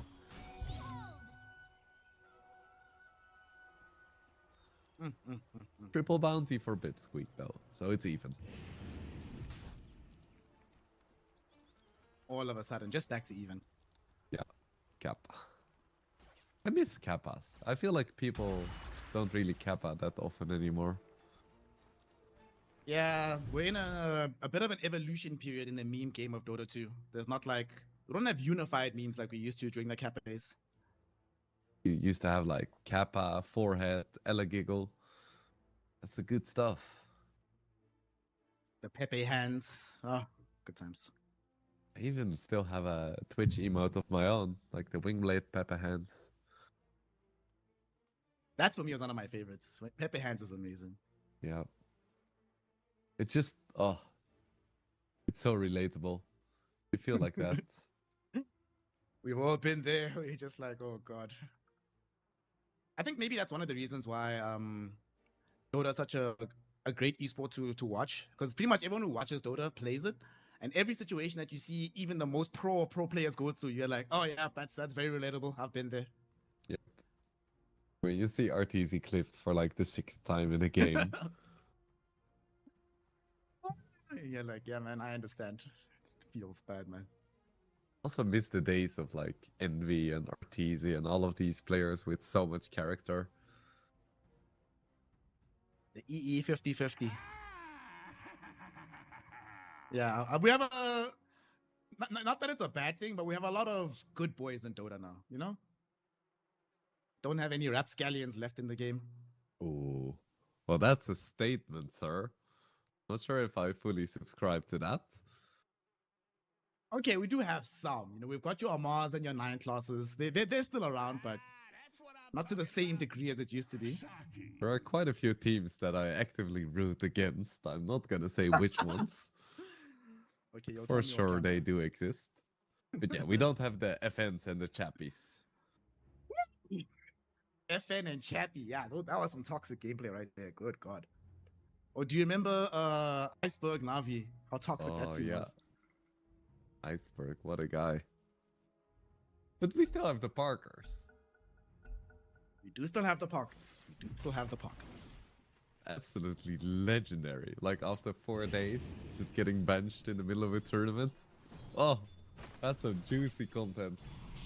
Despite being the best carry player at that tournament, they're like, we'd rather lose than play with your ass, man. Yep. Well, back in the game, you know, this is one of the few. This is one of those lanes where you don't normally bring Shadow Demon to your lane. You feel very happy about yourself, but Underlord or Undying in Razor, woo, not fun for the slaughter. No Right, matter what you give do. me a prediction. It's 10 minutes. How many CS does Oberka have? I'm saying 21. 10 minutes. Nah, Immersion will pull for him. Immersion will pull for him. He'll have 25. He'll have 25. A great, very courageous prediction. He will pull through and provide gonna him get with 30. 25 CS. 30 CS. There we go. 30 I want to CS. believe in Alberta. Okay. Well, I'll believe in Immersion instead of Alberta. Immersion has to do the hard work. And he isn't on Earth Spirit this time. Can make the crazy plays. Speaking of disgusting lanes to play into, Jakiro Shadow Fiend. Have fun, buddy. Enjoy yourself. Yeah. I can imagine that being hard. At the same time, Batrider has proven to be quite strong against lanes where you wouldn't exactly expect him to do well. We'll see. We'll see.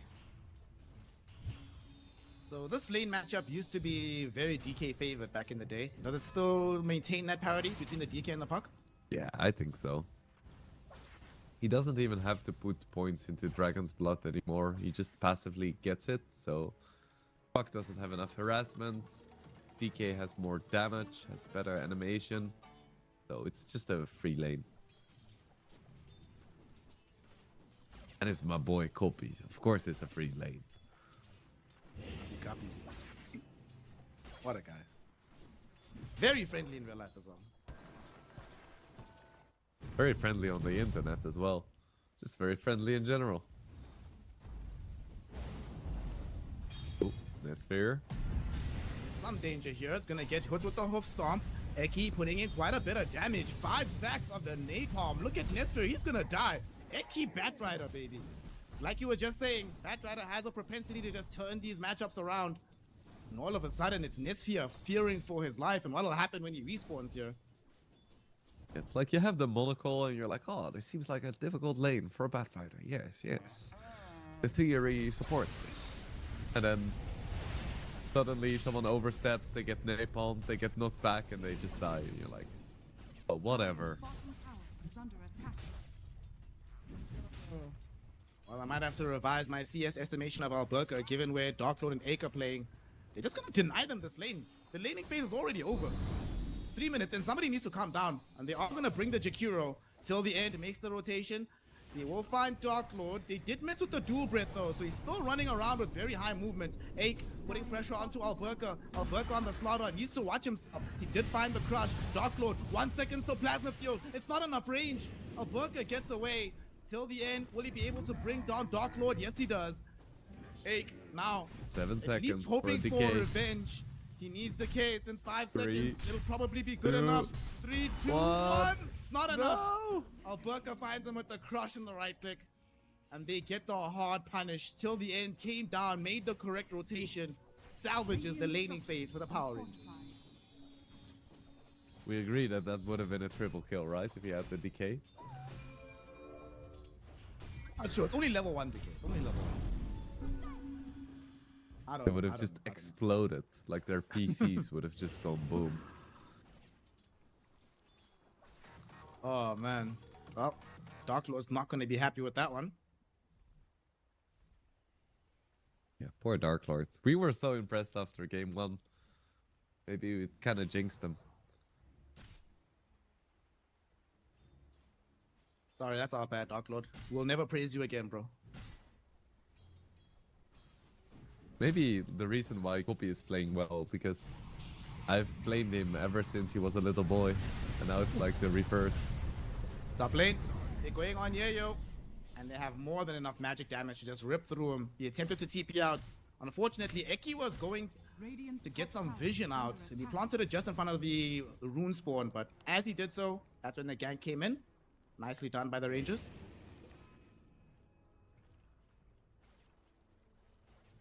Feels Mid really lane. bad to TP out and then die. But still, PIPSQUEAK is doing well in terms of CS. Just look at the difference. It's huge. Might be able to take this fight perhaps to get the disruption out onto Eki. Nicky Cool is in the vicinity as well, but they might not even need his damage. Ice path out. Eki, one more right click from Nicky Cool should do it, but Nicky Cool didn't right click. He started hitting the tombstone instead. So Eki just gets out. They kill the Jakiro instead. Nicky, what happened? When a catapult survives, that's pretty big. Finally dies. Oh, Kopi on the hunt. Kopi. He's gonna find him. Dragon Tail, it's out. He gets him. Breathe fire. One more right click. You see, Nicky? Finish off your right clicks, my friend. Copy gets him, brings him down. He also has the DK form, so he can start putting a little bit of pressure on this tower. Maybe like 2 or 3 hits before it expires.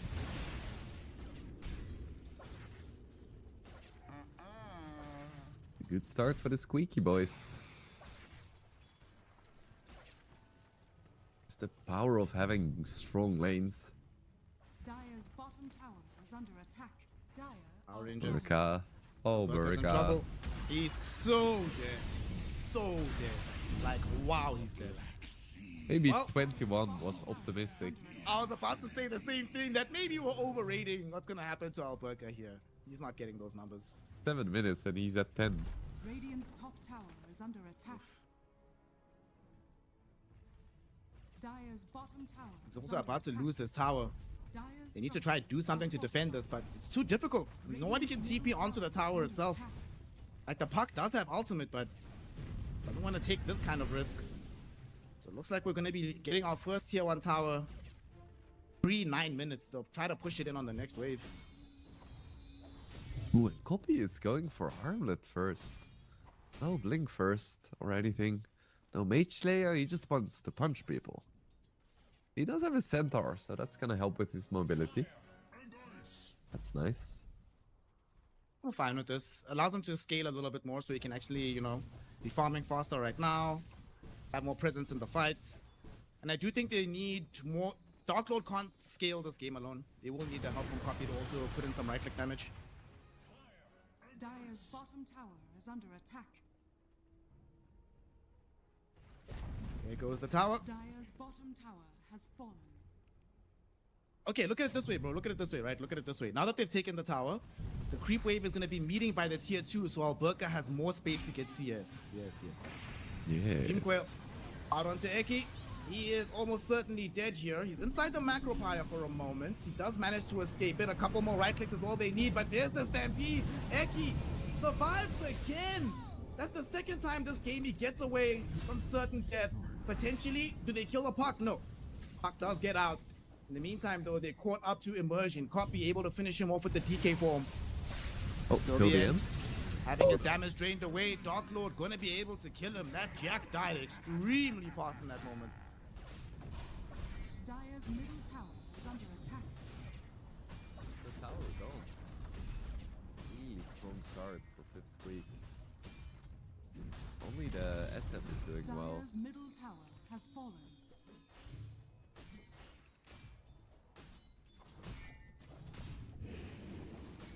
They might actually need to find a way to involve the SF, right? So they can at least get like the Dream Quail Requiem combo. Because they're being overran on the map right now. Yeah, just look at the net worth difference between the DK and the puck. Jesus.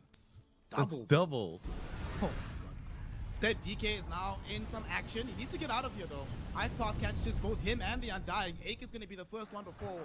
But DK, do they have the damage and the juice to kill him? He will get caught with the Dream Quail. Nesphere trying to close the gap for the Requiem. But here comes Yayo and Eki from the backlines. They're getting the damage in. The stun onto Nesphere. Razor comes in as well. Nesphere will end up dead. And yes, they take Copy with him. But is it really worth it? Because you're also losing the Sekiro. Jack goes down. Double kill for Dark Lord. You ran onto the DK with 4 heroes. You end up losing 2 just to get him down. The tough situation right now. They got more XP and more gold. And most of it in the hands of the Shadow Fiend as well. That's a good deal. Okay.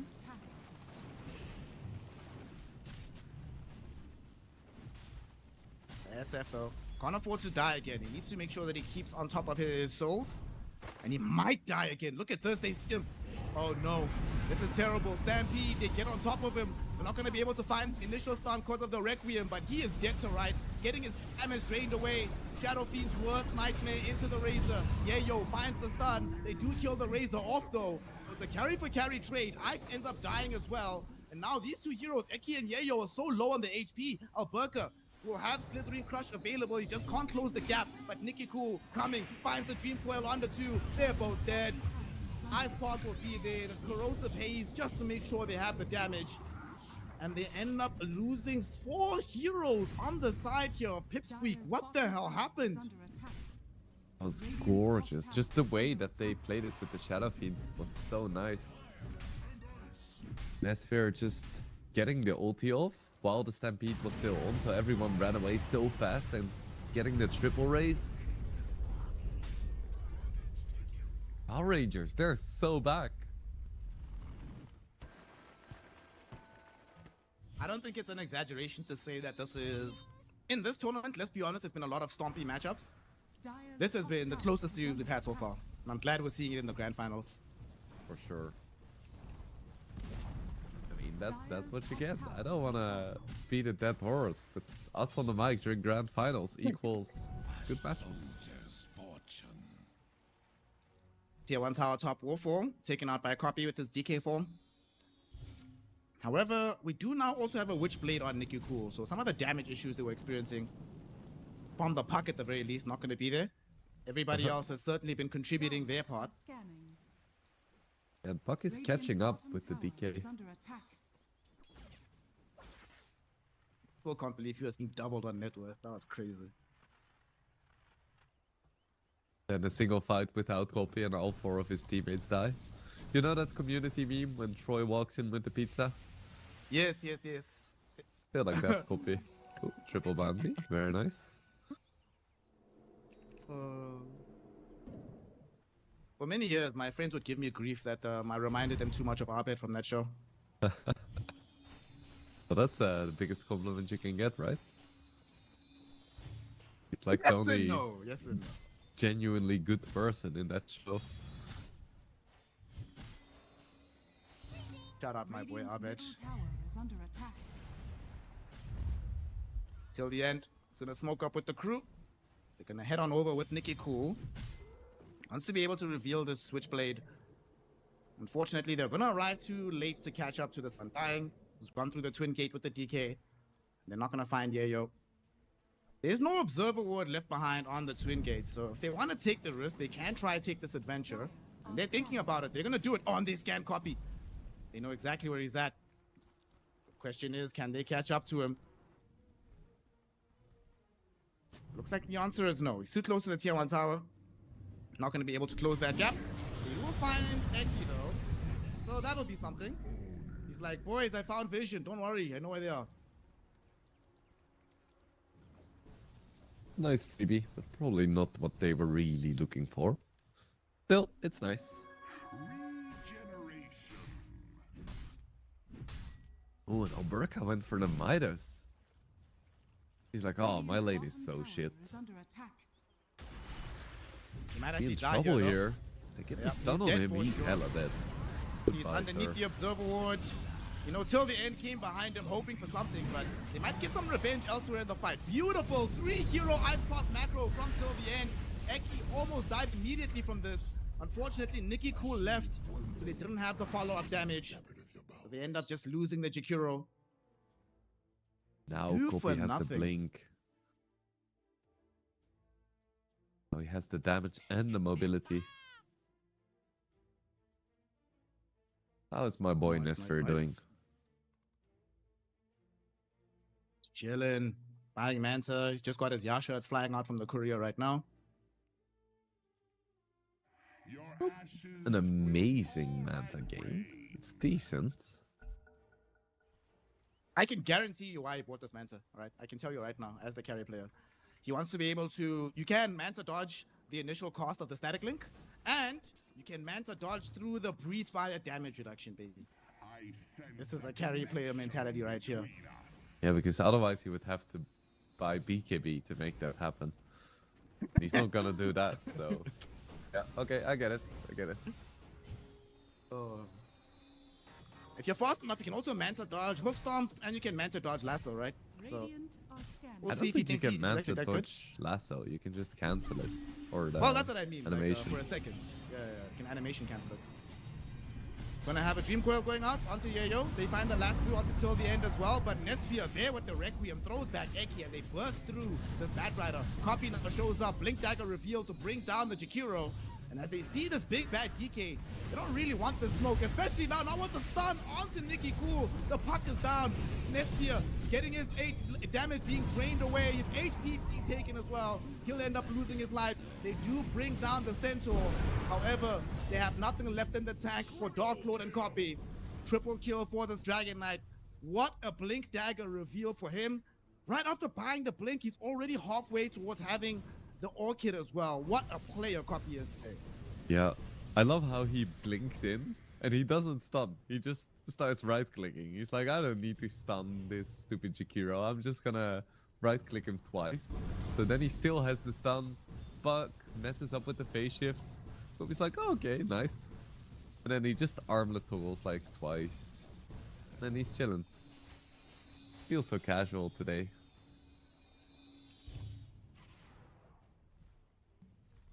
Maybe if Nesphia had BKB. Perhaps, perhaps. But he needs the damage, you know, because it's definitely not gonna be Nikki Cool dealing the damage or his Midas Slider. We're also seeing the... I was actually about to mention that Midas because imagine if he had a Blink Dagger in that fight. They will at least find Eki and Dark Lord. They actually have vision of him, and they have the numerical advantage. Alberca, can he get the haze out onto Dark Lord? Yes, he can. They've got him. He's dead for sure. He has no way out of this one. Dream Coil will be there. Macropire as well. Nikki Cool with the AD rune. Secures the double kill by bringing down the Razor. And they're going to get a tier 1 out of this. So despite the calamity of the last couple of fights, our Rangers still showing they can make things happen on the map. Yeah, as long as Kopi is not there, they can get shit done. Radiant's bottom tower has fallen. A tier 1 on top. Well, on bottom. Get a tier 1 bottom on top of that.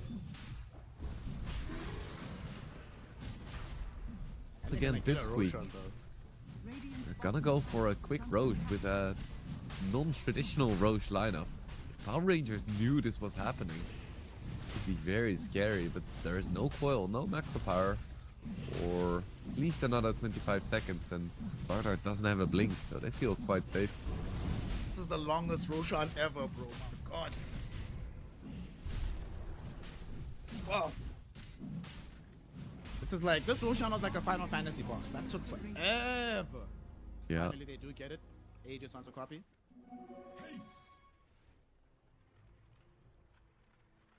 Radiant's middle tower is under attack. Dark Lord my is man, gonna go Dark for Lord. BKB. What is My this? man. Who is this? Did he misclick his Manta? Oh, my man. Thank you, bro. I really appreciate you, gang.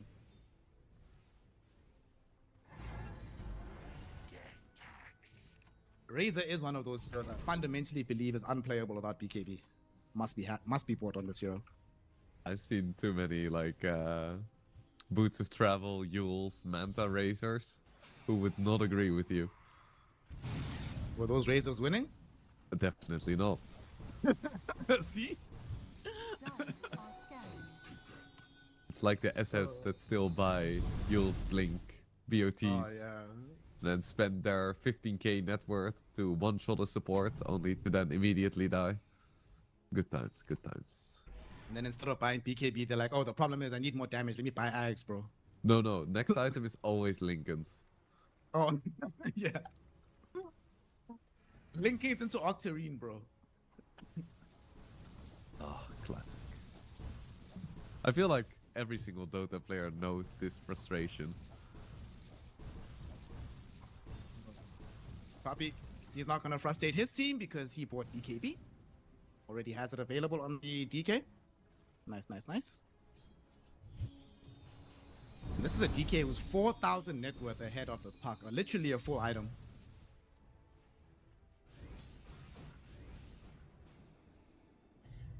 Nesfir has the Manta.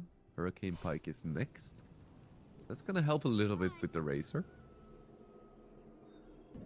Gonna help with the DK? Not quite sure. Just tell Jakiro to buy the 4-slot. Please buy BKB after this. But probably gonna have to buy damage after this, right? Yep. Gonna have to go like some Chrysalis. Okay, see how it goes. As Eki, they did get the shot onto him in middle. They find the catch onto Nikki. Cool, cocky. Him and Dark Lord just laying the hurt onto this puck. I mean, DK is level 16. Puck is level 12, bro. Holy base copy is putting in a clinic here. Yeah, I have to Dire's say, middle tower Nicky is cool. under attack. Not very cool this game. Sorry if it seems harsh. Dire structures are Immersion. Easy grab. Lasso. Stampede. Kill. Whatever. Radiant's bottom Very, tower very is under casual. attack. And they're pushing two tier 2 towers at the same time and presumably will get both. Unless, of course, till the end can pull off a miracle here. But it seems that miracles are in short supply. Dark Lord finishes off the tower with the help of Copy. They go top to get the next tier 2. Dire structures are fortified. If you need a miracle, unfortunately, PIPSQUEAK are all atheists the way they're playing right now. Dire's top tower Another is tier under 2 attack. falling. Dire's top tower has fallen. Solar Crest now on Undying as well. They're just gonna hyper boost Copy. And SF needs... Oh, Dark Lord, no. Dark Lord! Yes, That's the BKB! BKB, though. It might not be enough though. With the corrosive haze and the bash from the slot on Nesfir can still rip right through him. If only They he had end a up- Manta, right? He actually cues Manta. Is under attack. Oh man. Oh, that was so funny. Soldier's fortune. Yayo is running around with an Ice Troll now. Radiant's That's gonna middle help. tower is under attack. Despite being AK goal behind, look at the power that Nesfir still has on his SF, just ripping through this tier 1 tower. Radiant's middle tower It's is all the this building Nesfir back. show. If Nesfir dies, Power Ranger has nothing left.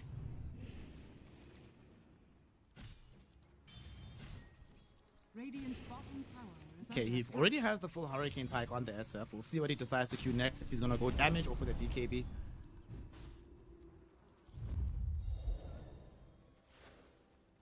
Here's the smoke. Eki will be leading the charge for his squad right now, seeing if they can catch anybody. Unfortunately, it's only illusions that are left in the jungle.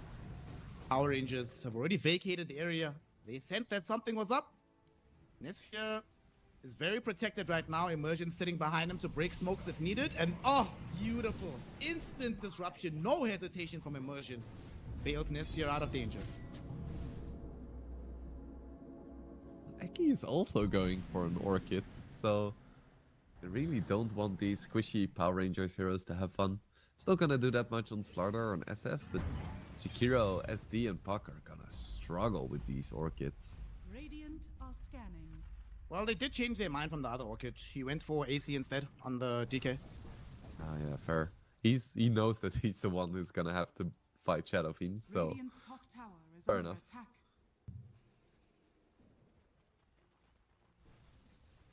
The Shadow Fiend in question is going BKB. Thank you, bro. We appreciate it.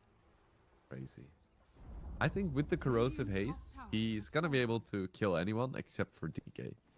I think DK is a huge problem for Power Rangers. Dire's bottom tower is under attack. Radiant's Only if they like isolate him and there is They no found Eki. stampedes. Eki gets a lasso. They do kill Eki, but it costs the life of the Jakiro. The question is, can they get out of here? Copy has Blink. He's trying to reach into the river. He finds Immersion on the Shadow Demon. There will be a counter initiation though from Alberca. Copy doesn't want to pop the BKB this early. So instead, Ike will put in the Tombstone on the high ground, create an area of cover, enable Copy to get back to safety. 1-for-1, but Stampede did have to be used, so definitely a win for Power Rangers. And now they have an Invis SF as well. Could be the start of a really good fight if they get a good opening. You know what's crazy? If you take away the difference between Puck and DK from the mid lane, the game is even. Yeah. Yeah. That's how it feels as well.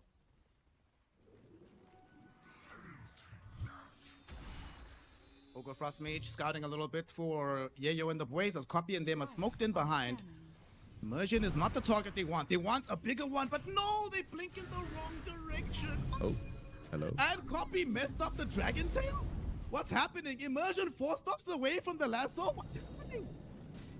Oops. Oh, he didn't have lasso. Slow. Radiant Oh, are the scan scanning. doesn't finally connect with SF. They know what's up now. Oh, Nesphere. Oh, Nesphere. DPs. Radiant's bottom Oh. tower is under attack. Had the lasso That's that time fair. around, but arrived half a second too late. God of Dota knows what's up.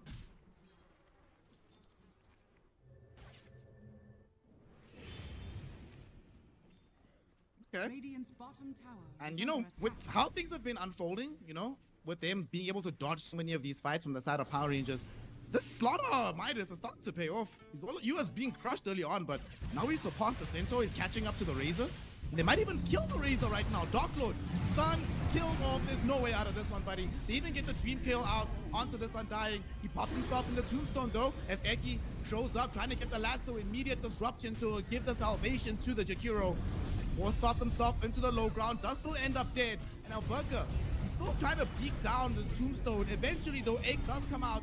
Egg in trouble, eating up.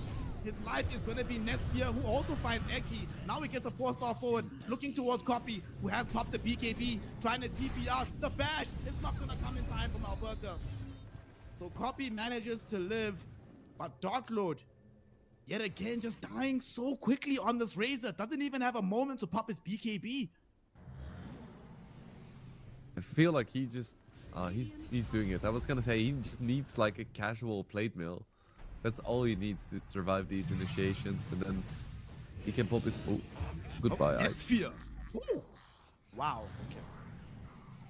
Because then he can actually get saved by the Undying in time. His team will be able to follow up. He can press his BKB. Would be a completely different story.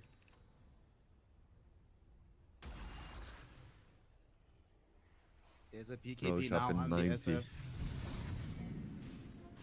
Ooh, look at this. Bad Rider's about to have a really tough time because they just picked up a Lotus Orb until the end.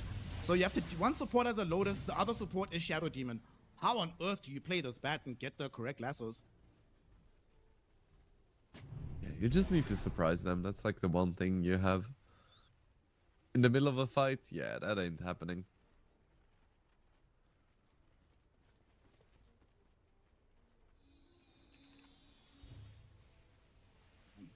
I think we've only seen once in this entire game Dark Lord actually have the opportunity to get the drain out onto the SF. Every other time, it's SF arriving secondarily to a fight when Dark Lord is already in a compromised position. Dark Lord with the plate mail now. Maybe we can actually see a Razor in the fight. They also have Orchid on the Batrider, so that could be a new reveal. Eki jumps forward, doesn't find the spell. He gets Ice Path instead. They need to get him out of here. Netsphere does go up onto the high ground with the Hurricane Pike, and they ensure that Eki will live. They drop the Tombstone in the middle of the fray. Unfortunately, this means that the Tombstone will die just as Roshan respawns. That's terrible news for PIPSQUEAK. That's a little bit awkward. This is good. Slaughter, Alberca, they'll catch him. How did Alberca end up all the way over there, so far from his team? Oh no. This could be a problem. He does have buyback if needed. A copy already in the Roshan pit. With the DK form, only a quarter of the duration left. Roshan will roar. They know something's happening. But they don't have Macropire for another 30 seconds. They do have Imquel and Requiem though. Very big combo still available to them. Roshan down to half HP. Yayo standing at the forefront, wanting to break these smokes. Immersion DK throwing in form these down. poisons. Yeah, DK form is down and the Roche still has 3,000 HP to go. Will they try and do this? Power Rangers moving forward. The Ice Plot doesn't connect. Dark Lord pops his BKB. Just wants to try and get the Aegis for himself. And he will get it. Claiming the Roshan. Netsphere gets off a big Requiem. But now they know the fight is over. Eki at the very least will die on the high ground. But so does the Jakiro. Immersion forced to run away. Two heroes caught in the Dream Coil. Netsphere might want to turn here. Get out these Razors. They've already killed off Dark Lord, taking away this Aegis. And Copy. Look how low he is. Manta Star popped by Netsphere. Surrounded by multiple heroes. He's at least able to kill off Copy. But he has to run from Yayo. Yayo not going to be able to kill him. The creeps though, they might. No, they can't catch up to him. Netsphere is still alive. Immersion. Can he do anything to bail him out of trouble here? Perhaps, because Yayo realizes now that the rest of his team was dying behind him. He spent all this time chasing Netsphere.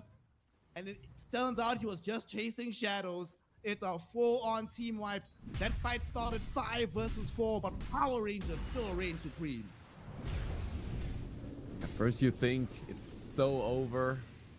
It's all over. Power Rangers, they're gonna get wrecked, and then they're so back. They're so back. This SF is doing insane work with the support of his team. Finally, we're getting to a situation where he can actually stand his ground. It feels like PIPSQUEAK, they just cannot get their Razor into the right position. We haven't seen a single fight where he's able to get on top of the Shadow Fiend, get a full drain, and go ham. It's always like, oh, he dies to some random heroes, then he's not in position, he gets like Hurricane Piked. It's just really rough. PIPSQUEAK, they cannot find the right openings. They also find Alberca. Perhaps that could be nice. They do catch and kill him. So that's Why is he there? That's the second Alberca. time. Dude, that's the second time. I don't know, man. I don't know what's happening. Man, what's up? Man, we have a game on our hands. Alberca ensuring that it stays entertaining. Thanks, bro. Jump onto the Eki Batrider. Nikki, good God. It's Parasma Puck with the Whisper of the Dread. Good God, And I that's like. crazy. They know he's there. Goodbye, sir. Yep. Nesvia will Hurricane Pike through the trees, get the vision. Easy kill. Should be a tier 2 tower that falls after this as well. One more right click is all that's needed. Radiant's bottom tower has fallen. My goodness. Nesfer does now have the damage item. He has Daedalus already? Jeez.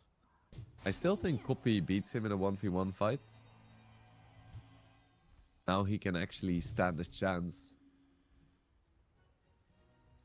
Radiant's bottom Oh, boy. tower is under attack. At least Shadow Demon isn't close to Aghanims.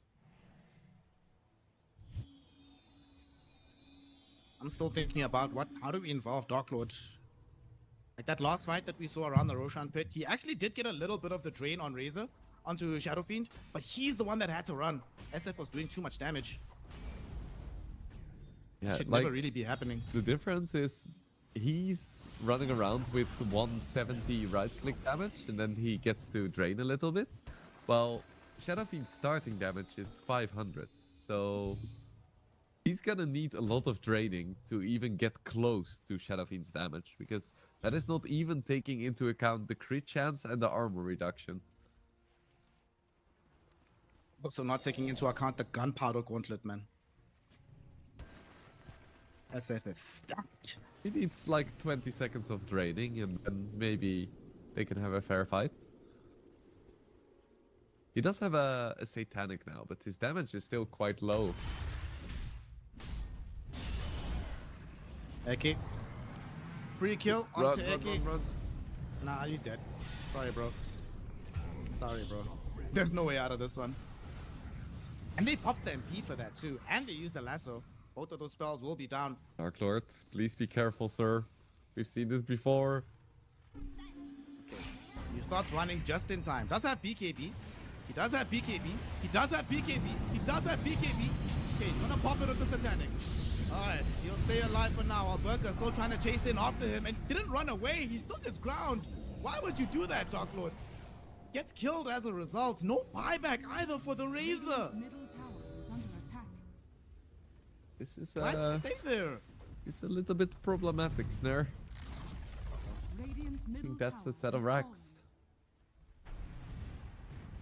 fallen. Radiant's middle tower is under attack. They don't have a banner to drop down, but they certainly don't need one. Straight up taking the tier 3 tower. It's gonna be a full side. And if they knew about the predicament Razor was in, they might feel tempted to go for more. You see Puck already clearing out the bottom wave, Radiant's middle but barracks they'll is content under themselves with just taking this mid lane of barracks, backing, waiting for the next Roshan, then coming to end the game. Radiant's middle barracks has fallen. I say that, but nope, that's not what they want to do. They're going right now. They want to get 2 lanes before the Razor comes back. Yeah, might as well. Slaughter with Aghanims now as well. He's like the perfect ram. Radiant's bottom tower has fallen. You want to initiate? Sure, initiate on me. I only have 3k HP and like built-in regen and whatever. Radiant's bottom barracks are under Honestly, I don't think they can fight this. All the spells are back on Dire. I think you just have to let this go. Radiant's bottom barracks is fallen. We're gonna have a repeat of game number 1 there? Or not this time? I mean, game 1 was only 1 lane. This is 2.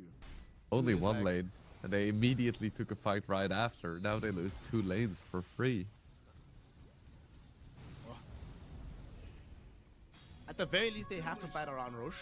There's no way you can survive this game into an Aegis SF, who has now also a Satanic to add to all of the goodies he already had.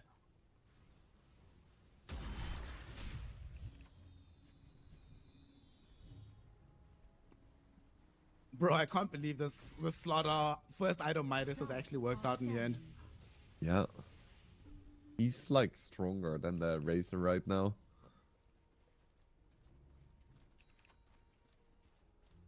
Radiant are scanning. Honestly, the way this game has been looking, you'd be forgiven for thinking that the actual carry was this DK instead of the Razor. Uh-huh. Because keep in Is it not- mind, despite the state of the game, Kopi is still 9-2. Oh my god. This might be one of the, like, relative to the rest of the team, Copy's performance in this grand finals, stand-up stuff, man. He's playing so well. Yeah, if anyone deserves it, it's him.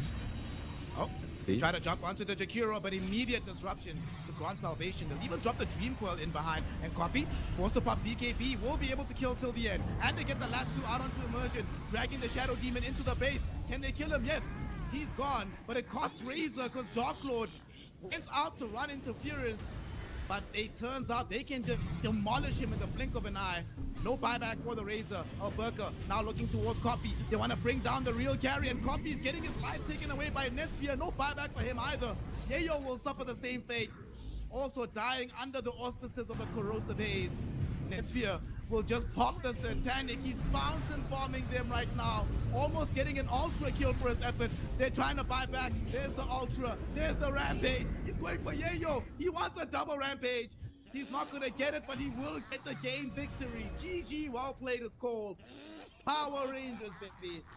Come through, secure the 2-1 victory, put themselves on match points, and are one step away from winning the whole damn tournament. My god, Nesphere at the end, just styling on PIPSQUEAK. I mean, we had our doubts about their drafts, about their starts, but they kept to it. Yeah. This is despite the fact that Alberca had an awful laning phase.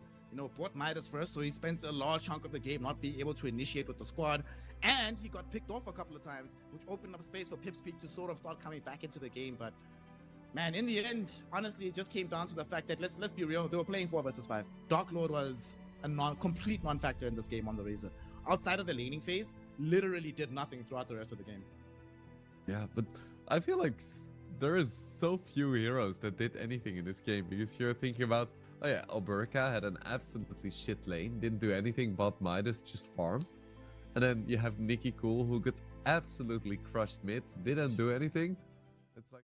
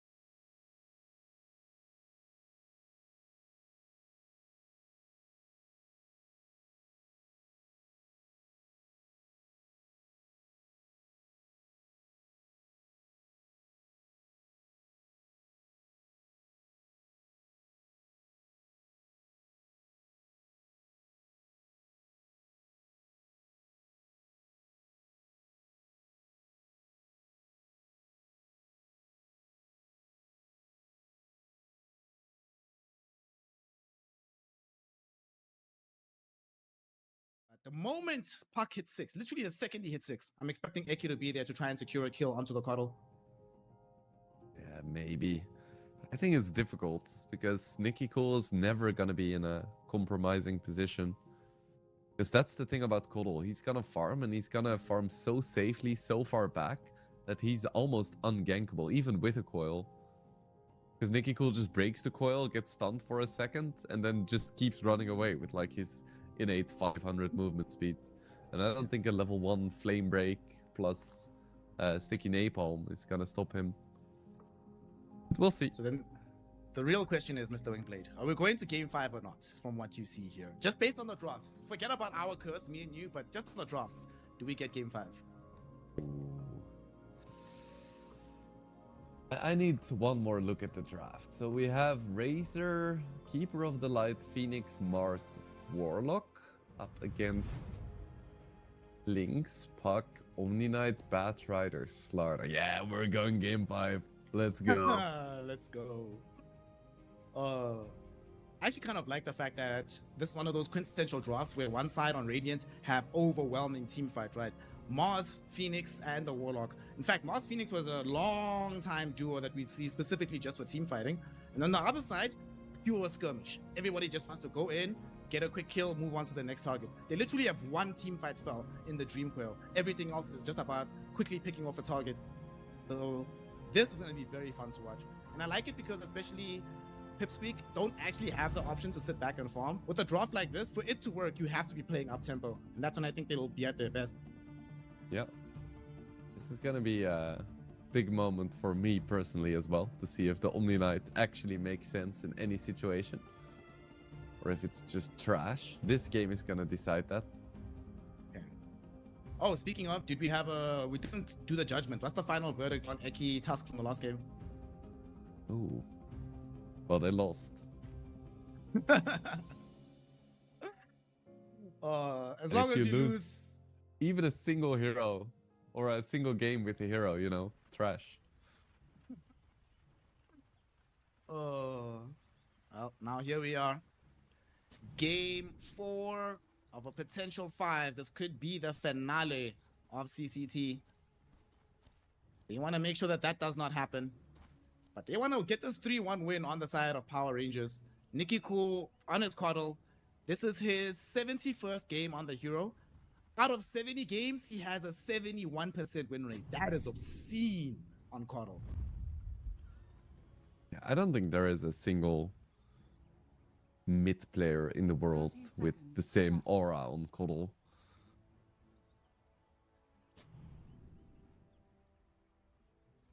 Built different. Give me mana. Gotal. Gotal. Please, give mana.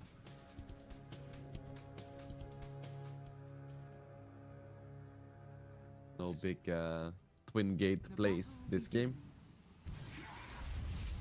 That's a lot of damage. They do lose the bounty.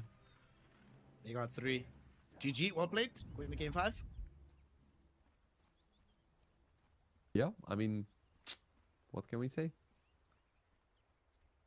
Would you look at that? Nicky Cool actually has the 7th most amount of Coddle games all time. What a man. Damn. Who has the most? RK. Still unbeatable. 119 games on Coddle. And he retired like 10 years ago as well. Yeah. Damn. Now that is a real Streets Won't Forget player, man. RK was so good in his prime. Yeah. Oh, that iteration of Alliance. Still miss it sometimes. I dreamt about Loda a few days back. I don't know why. We've met like twice. I think I've only met Loda once. Immersion. He's going to be meeting the fountain soon, perhaps, but nicely done by Alberca to show up with the God's Rebuke. Send the Omni Knight back a little bit. Buy some space for the Phoenix.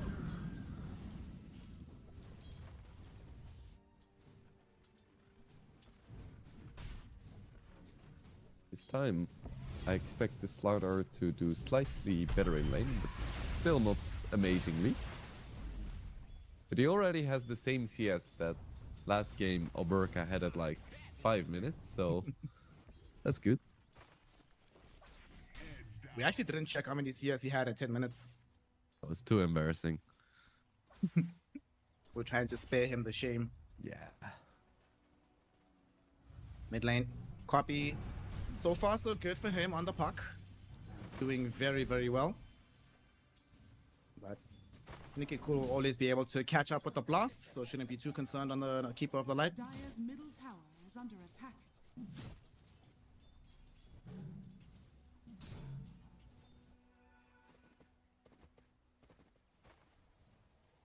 We gonna go for quick treads. Not every puck player does this. Oh, Eki. That's a lot of damage coming out. Nesfer should be fine. It's so scary. Like that flame break back, it's like instant stress response. He's very lucky that the courier was still on the way. The courier was carrying the boots for Yayo. If those boots were available, he would have caught up. Could have been very dangerous, but luckily for him, he'll be fine in the end. Eki cool. Already starting to farm these double camps. Thing about Whenever I Kodo. see... Yeah? No, that's just it.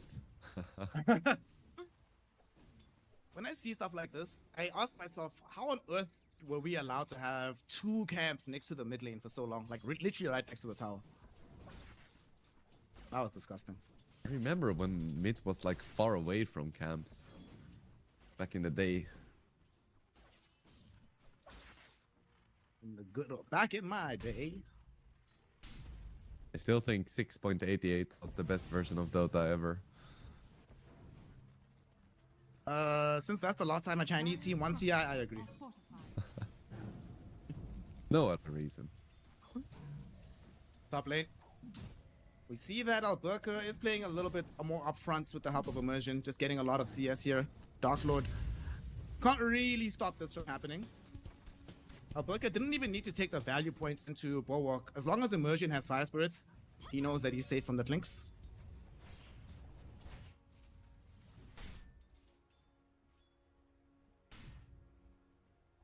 Keep rotating mid to try and secure the water runes, or what is he doing? Eki, what you doing? Radiant's middle tower is under He's attack. just hunt, gonna bro. bully Nicky Cool, or Wants try find to. Nicky. Does he have sentries on him? He only has an observer ward, so maybe they're gonna try a sentry, but that's not gonna happen.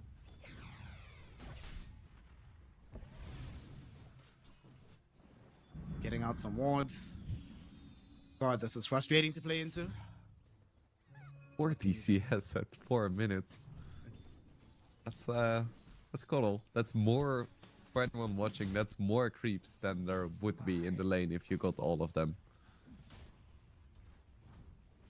Thankfully, they're mostly jungle creeps, so the value of them is not going to be as good. Therefore, even though he has a massive lead in the CS, he's still behind in net worth on the puck.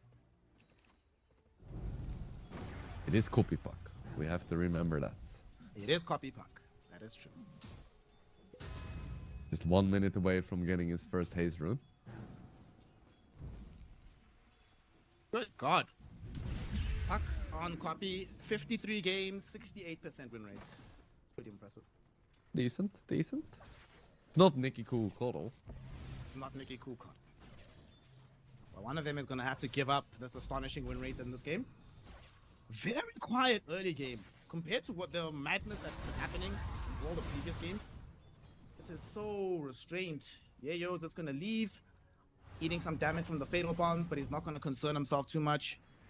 He does go top Nicky Cool though, wanting to make his first real rotation. Ike is going to start getting burnt down a little bit. Nicky Cool wants to catch up to him. He will just still hit himself up with the repel. He's chilling, he's fine. Yeah, I'm not really sure what the plan was there. Like, Phoenix not really known for his ganking. This should be a Well, first blood. Gets Potentially. expended in the mid lane. They want this Warlock. He does get this heal on top of him, so this is going to take longer than expected. But eventually, Eki will get the first blood. He buys out his boots and a blood grenade before he dies. There's the So he haste. pretty much loses nothing. Is anyone surprised? I'm not. We should have a copy haste rune counter going.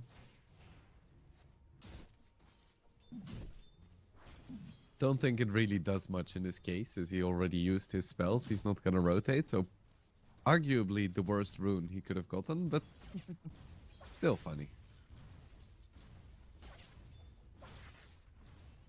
He's chilling though. They did get that first blood. They forced Nicky Cool to come back into the jungle middle. Not too far away from his vessel. Radiant's middle tower is under attack. Really, not much is happening in this game.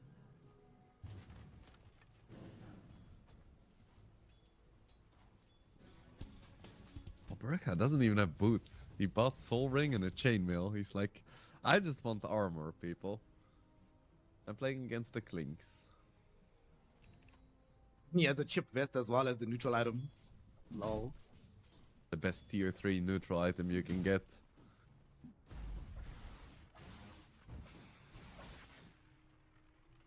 How is this Razor doing? Still just building into his Maelstrom. Chilling. Everybody's just chilling. Everyone is chilling. Also, how does Copy have 4k net worth at 8 minutes? What the hell? He's been free farming the mid lane, brother. And he has an assist, you know? Got some free gold in that fashion. Is under attack. Feels like the boy just gets more gold from creeps than I do. Like you were mentioning about if you're playing a hero, the other guy's spells are always more strong than yours. Other guys always gets more farm than you. It's sus. Someone should look into that. He's not even carrying weighted dice or anything. So it's just copy being copy. Mid lane. Copy could be in some danger here. Does have the waning rift to get to the high ground. He gets up, but look at the damage he's taken. Dodges into the blood grenade, but he does eat an urn of shadows here. He might tick out 3 HP. Still dies in the end. One more right click until the end. That's what we get for glazing. Sorry, Copy. Dire's middle tower is under attack. Our bad copy. It's gonna pretty much give the gold for the full spirit vessel to be finished on Nicky Cool. Once he picks up his BOTs, we'll start to see him move around the map and apply this carnal pressure everywhere. Yeah, I think BOTs are definitely next, and then maybe after that he can go for Orchid. Radiant are Or even Hex if he wants to. He wants to go crazy. Beam coil onto the Mars. They want to try and bring him down. Chaotic offering drop by till the end. Alberca also throws in the arena. They can't kill him. He's still alive, and they find a kill on Puck. Get the replenishment from the victory feast. And that gives them enough power to chase down Ike. Dark Lord died on the back end as well as a supernova exploded in his face. 3 heroes dead just like that. And that was their rotation, Wingblade. They try to make the move happen, but they get hard punished in the end. Yeah, it's what we spoke about, right? They need to play fast, but they cannot play into these teamfight ultis for Power Rangers. And somehow, the Warlock was already level 6, the Phoenix was already level 6. That is not something you expect at 9 minutes. That was definitely the difference maker there. Another thing we spoke about right there, difficulties in dealing with the supernova egg. What was I doing? Like the Clink got hit twice with the fire spirits. Egg comes out, he's dead. No way out of that situation. 3k gold lead all of a sudden. The game was even. Now they command some gold. They're about to try and siege onto the tier 1 tower middle. They've already taken the tier 1 tower top. Our Rangers, man. Ever since game 2, they've just powered up. How are we gonna approach this fight though? Copy does find the Dream Coil during the Icarus dive, but Immersion's already up. Being healed up by till the end. Netsphere shows up as well with the plasma field. They get another kill onto Copy. Egg trying to run himself away, but being held in by the solar bar, and there's gonna be a big blast coming into the Illuminate. 2 heroes will fall, and they made it look so easy. Barely cost them anything on the side of Power Rangers. Not a great sign when a Phoenix is aggressively diving on top of a puck. I mean, there is just very little that PIPSQUEAK can do to punish this, and this is now the Nicky Cool show.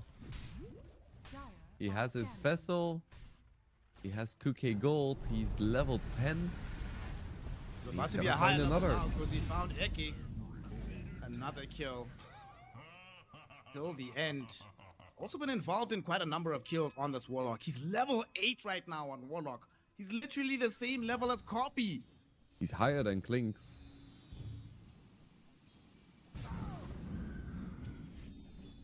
Oh boy. He was leading the net worth, and now for a moment he was the poorest core in the game.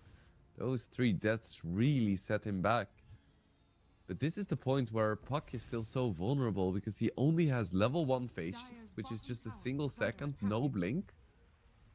So the moment you use your illusory orb and you don't get out of range, people have 8 seconds to just chase you down and kill you. And that's a long time. Also, I must say this Warlock has been proven to be a massive problem. This Shadow Word heal has just prevented them from getting any of these kills, even when they've tried for them. What's he looking for? He has a Yules and an Invis rune. He sees Copy. He's gonna see him in a second. He's underneath the tier 2 tower though. Is he gonna try for it regardless? Yes, he will. Here we go. Now they also see the illusory orb is finished. He gets put towards the wall. Chaotic offering drop down as well, just to make sure that Ake cannot help him. They kill off Ake, but it does buy enough time for Copy to escape. Sacrificial play from the Omni Knight, but it was necessary in the end. There is a little bit of pressure onto the tier 2. I'm not sure if it's gonna be enough to actually take it down. They get this. That is so much map control lost. How do they defend this though? Is the question. I guess they don't. I was planning on or expecting the tower to be able to just defend it. It is gonna survive. We'll at least make sure it does survive. There's still another wave incoming. Till the end, cancels out his TP. So Copy does need to be careful here. He's seen, like you said, how vulnerable he can be. Thankfully for him, there's no item just yet from Nicky Cool. He's gonna decide not to get the box. He's gonna go straight for the Orchid. Yeah, I guess it makes sense. Like, he doesn't have to move between lanes. He can just pressure one. Oh, and poor Copy. Poor Copy. He has his, he has his Witchblade now, so he still needs to work towards a blink and then an item to deal with the Orchid, and he hasn't even started yet. Well, we did see in the previous game that these pucks can still make big comebacks happen despite having an awful beginning to the game. Yeah, that is true. And Klinks has a Deso now, so he can like attack Kotal 4 times and get a kill there. As long as he's in the right position. And Blink Dagger is coming up for the starter as well, so let's not exaggerate too much. Mid lane, Ike was getting gone on a little bit. Till the end is gonna suffer a little bit of damage here. They hit him with the flame break, but there's no lasso from Eki, and Ike gonna end up dying to the fatal bonds. Now they turn their attention back onto Eki. Eki is burning away as well. There will be a Dream Coil on the 2 from Copy, but where's the follow-up? Where's the damage? They just end up losing Eki to the north of the fight. Yayo is there. He's underneath the Supernova inside the arena. Your ass is going nowhere, my friend. Double kill from Nicky Cool. And Wingblade, I have to ask you, what are they doing on the side of PIPSQUEAK? What's happening? I don't know. I was looking at this fight and I was like, okay, so this is where Klinks TP's in, so then they have damage and Klinks is not TPing in. I was like, okay. And even Ike didn't use his spells. He just died to dot damage. I think he had his Purification and his Heavenly Grace ready. Maybe he was just looking somewhere else. 12-1. Power Rangers are just running all over PIPSQUEAK right now. They might find Dark Lord. He's right in the middle of vision, in between a sentry and an observer. Thankfully for him, though, Ake drops his own sentry. Once they see the opponents, they're like, yeah, this is a dangerous place to be. Dark Lord? Bro, leave the area. What's happening? Yayo will come out, go on after till the end. They do get the catch onto him. He drops his ultimate. Till the end will die, but now Nesphere is here with the drain out onto Dark Lord. He's gonna get burned away by the Icarus dive, attacked by the Razor and killed. And again, I ask you, Blade, what is going on with PIPSQUEAK? I don't understand the moves they're making. Alverka trying to get the catch onto Copy. Will fail for now. Copy drops a 3-hero Dream Coil, but has to leave immediately since they almost killed him. Ake, though, not so lucky. He gets right-clicked down, burned away by immersion. They're just falling apart on the side of PIPSQUEAK. The concentration is no longer there. Yeah, and Dark Lord was like the hope they had, and now he also died. So yeah, I feel like at this stage Power Rangers can just pressure out the map, and then once they have their big ultis, they can just start hitting towers. They can just squeeze out PIPSQUEAK. They're going onto Alberca. Oh my goodness, they can't even kill Alberca. He was all by his lonesome before Nesphere arrived, but can't get past the arena. Also had some decent heal coming in from Immersion. I must say, Immersion's positioning on this Phoenix has been immaculate throughout this game. It's been really fun to watch his Sunrays just keeping all these cores alive. In general, PR is just putting on a show here. Their plays have been so clean.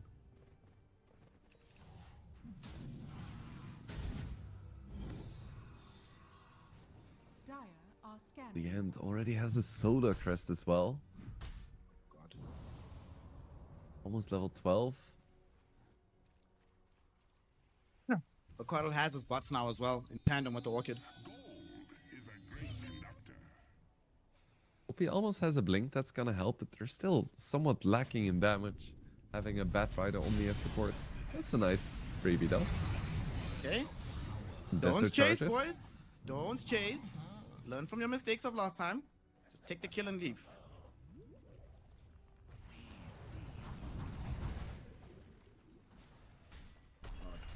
Mars also has now the blink. The blink Yules combination gonna make life so difficult for Copy. Blink, Yules, and an Orchid to have to worry about. A tough situation.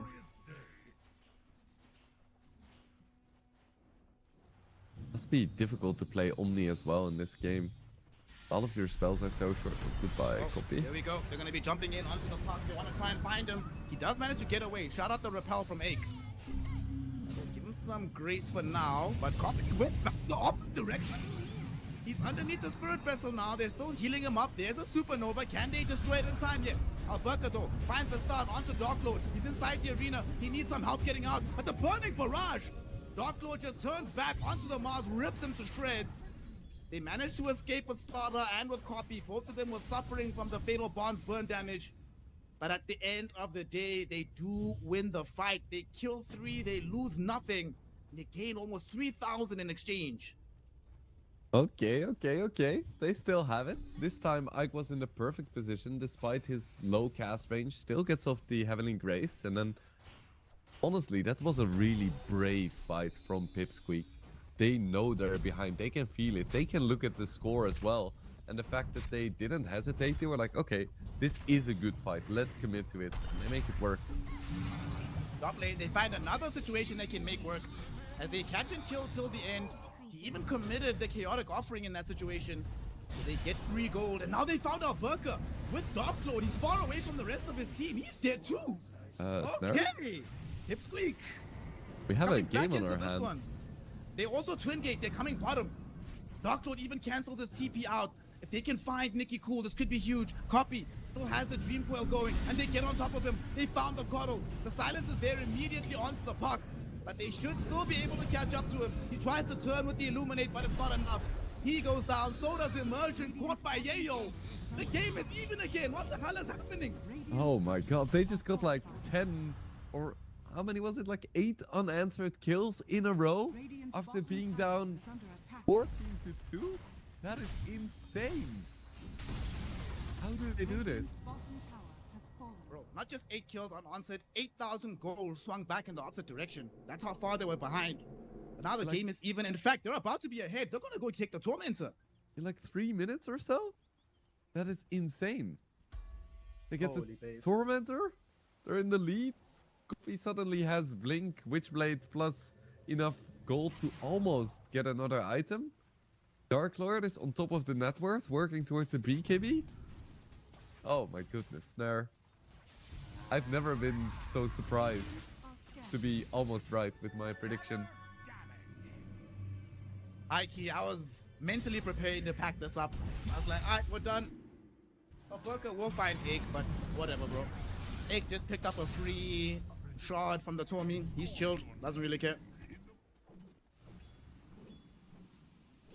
Absolute insanity.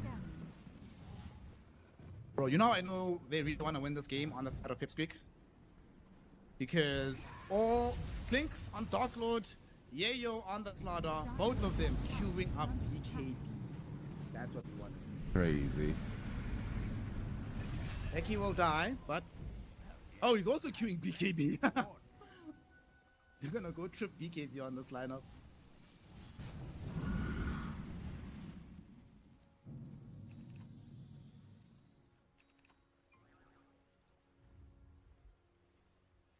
Alberca is not even close to a BKB. He's really suffering now. With just a blink and Yules, he's not even gonna be close. Like, does he even want to go for it though? It's a pretty shit BKB game for the Radiants. That's not that great. They do finally take the tier 2 tower and they're going in. I don't think this is the greatest Roche lineup in the world, so they need to win a team fight first before they can think of that. Yeah, and for PIPSQUEAK, it's like they Dark just Lord, walk in and it dies. no! Okay. Alberca almost jumped him, but his blink was on cooldown for a second. Okay, that was close.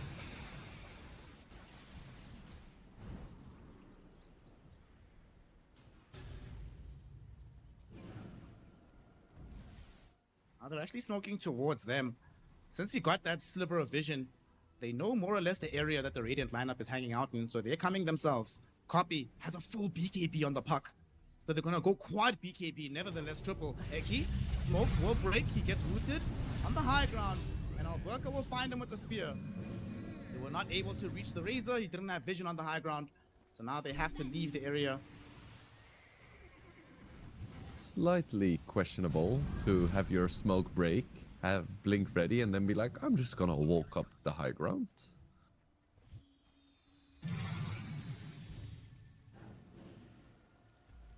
They see Copy, but they cannot kill Copy anymore. Oh, This they're is gonna try fine. nonetheless. Are you sure? Oh, they Yeah. still missed the ultimate. Yeah, they tried everything. Unfortunately, just not enough chain disable. But he's fine. Chilling. Like, even if they get a perfect chain stun, I just don't think they have the damage. Because the perfect chain stun is like 2 stuns. Yeah.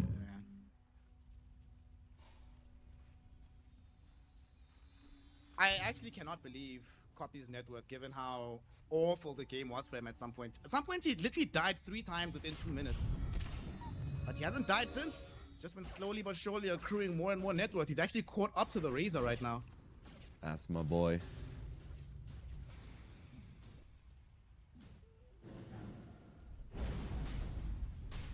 Eki, working towards a BKB, that's gonna be a big one.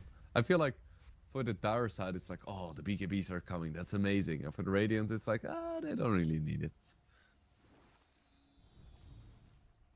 So Eki needs 1,000 gold, Slaughter needs 1,000 gold, and Puck needs, oh, Clinks needs 100 gold.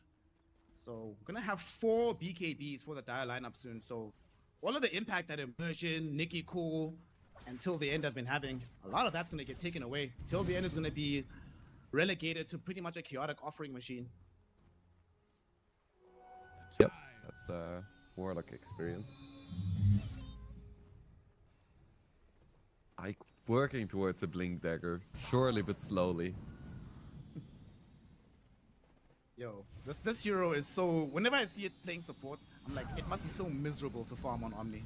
Yeah, I think it's maybe the lowest or the slowest farming support. It's up there for sure. It's up there, yeah. Even as a carry, it farms really slowly, but that's besides the point. Don't play it as a carry. Thank you. Welcome to our TED Talk, the anti-Omni Knight TED Talk. X is up for Nikki Cool. Oh, that's huge. He's still running around with 1700 HP though. That's the one downside of playing Kotal. You have these amazing tools. You have so much damage, healing, mobility. If they get a stun on you and they hit you twice, you're gone. Yep. All about his positioning. Ooh, Copy. Copy. He had an Lucio already. Gets himself away with the quick jaunt. Nikki Cool does take the Arcane Rune though. Incredible rune to have on a Cuddle. Roshan is up, so they could decide to try and go for it. Whichever team wins the upcoming fight probably gets the Roche. And they know that as well on PIPSQUEAK as they smoke themselves. The BKB is now finished on Eki. And they don't have vision of this. They don't know on the side of Power Rangers. That's pretty good timing. There are still 2 BKB piercing stuns though. He gets into the wrong position. He can still get hit by both the Supernova as well as the underneath the observer ward. Copy is on him. Enki is coming for the lasso. They find him. They drag him back. They're going to try bail him out with the chaotic offering. And inside the victory piece, Copy didn't pop his BKB. He dies. Nesphere will follow him into the grave. And with the Supernova being popped behind him, they're trying to retreat on the side of PIPSQUEAK. Darklord though, going in towards the support. He's putting damage in towards till the end. Almost killed him. Pops a BKB to try and survive this fight. Yayo got stopped from approaching by Alberca's spear, which ends up saving the life of till the end. But Immersion dies regardless. Too much damage from this clicks with the Burning Army. They make it a 2-for-1 exchange here. And that came very, very close. If Copy had popped his BKB, man, that could have been Nikki, so huge. hello. Nikki, cool. Finds the Hex. Ake, not allowed to go through the Twin Gate. But the priority target of Darklord did manage to escape safely. Yeah, we have to give so much credit there to Ike. His positioning has been incredible in these fights. He's like a 320 movement speed hero, melee, with incredibly short cast range, still somehow managing to get his spells off in the right places. Dire's top tower is under attack. Radiant's bottom tower is under attack. Unfortunately, because he died, he's still not going to get his Blink Dagger. They're going to try Roche right now. It's not the fastest one in the world, but it's not the slowest either. And it doesn't seem like PIPSQUEAK are in position to counter this. So you're just going to have to deal with playing into an Aegis. Yeah, they don't want to contest. I think they could have. I think they could have, yeah. They're too far away. Do they know and not care? Or do they simply just don't know? Radiant structures are fortified. I mean, they have to know, right? Darklord, I don't think Darklord pops his barrage on the tower the way he did if he doesn't think they're Russian. Yeah, probably. But he wasn't able to claim the tower, so the classic trade of tier 2 for Roche doesn't happen. We have to remember that these players are not mortals who can forget about things, you know. I mean, literally all of them are immortal in this game, right? Yeah, true. Canonically correct. Immersion. Trying to build into a Hex of his own as well on the Phoenix. Also about to get 15. It's a pretty strong talent for the Phoenix at that point. Darklord. Radiant Darklord. scanning. Darklord, mate. Don't do it, Darklord. Don't do it. Oh, okay, do you that was mean? easy. Never mind. What do you mean? That was much faster than I thought. Like 3 I hits. thought they were trying to bait him with the Supernova, but turns out the damage is too fast. Now in top lane. Troubles are brewing. Okay, Alberca, he's looking for the opportunity to jump. He gets onto Darkhold. It's not going to be an ultimate just yet, but there we go. Ake yet again with the GA and the repel. Bails Darklord out of trouble. Looks like Alberca's falling low, but they still got Darklord. Nesphere drained away all his damage as the Razor. They weren't able to kill Alberca in time. The Victory Feast heals him right back up. Dire's Supernova, courier as it goes down, everybody flees from PIPSQUEAK. So they made the jump. Very well played by Alberca. But yet again, maybe a little bit too overzealous from PIPSQUEAK. Yeah, Darklord tried to go for the Nightfall, but you're playing against a Warlock, so BKB TPing doesn't really do that much. Hello, Eki? He knew Alberca was there. Dire's top tower has fallen. Maybe it was a bait that didn't really work out. You know, just as you think PIPSQUEAK have brought themselves back into this game, events like this happen. It starts to set them very far back because they need this Clinks to always be alive, always be farming. I mean, his damage output can be obscene, right? Serrated Shiv, 16 Dire's Deso top charges, tower is under Daedalus attack. about to be completed. But he needs his team. He needs to be in better positioning. I think they have to give up on the idea of Clinks being the one at the forefront, you know, putting in the pressure on the towers. Because he simply can't get out if he gets caught like that. Yeah, but what is the alternative? Maybe copy, but he doesn't really pressure towers that well. I don't know. It's a difficult situation. They just need to avoid getting into these big 5v5 fights, I think. Dire's middle tower is under attack. I mean, that period of time when they recovered those 8 kills, there were no team fights at that moment, right? They were just getting pickoffs all across the map. Yep. That is where their strength lies. But forcing that is no easy task. Oh god. Immersion gets the Sunray upgrade. Oof, that's tough, buddy. That's tough. Yeah, even more reason to try and blow him up randomly in the jungle as opposed to dealing with his supernova. Oh, Dark Lord. Oh no. Dark Lord. Do they have vision for him? No, they don't. He goes onto Alberta. The Yules will save the Mars for now. BKB now activated by Dark Lord, trying to chase Alberta, but they need to deal with the supernova. It explodes, stunning up 3. Now they've caught Copy inside the arena, but they can't bust him. He gets out to the other side. Can I kill him in time? Yes, he can. The puck is fine. Okay, that was pretty good for PIPSQUEAK, all things considered. If Dark Lord pops his BKB though, Mars just dies. Is under attack.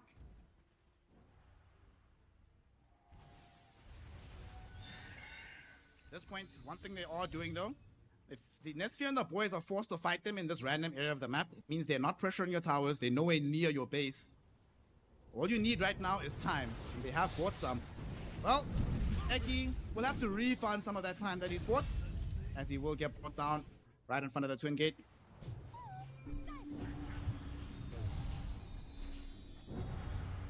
Serene is next on the menu for Copy. This is still a difficult game for a puck. Like, you mess up just once, you get hexed and you just die. Very scary. Well, he's actually gonna go aggressively onto Nicky Cool, forcing him to have to break the coil here. The Hex will come out, but Nicky wants absolutely no part of this. He's not gonna stand his ground, so Dark Lord cannot catch up and deliver the damage, but now they want to turn onto Ake, who's gonna try and TP out on the Omni. He will make it, and the puck will be able to blink and get out to safety. I say that, but they silenced him before he could jaunt away.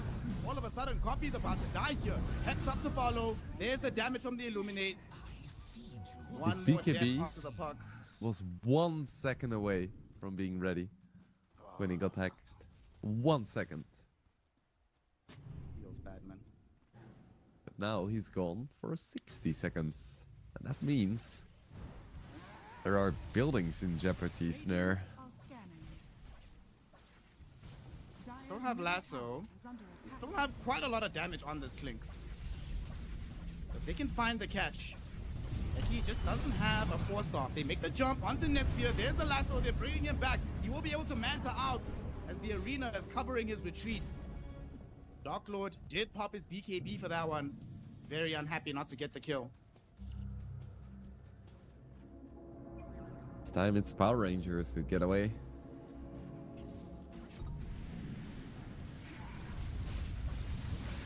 Bosch not gonna be up anytime soon.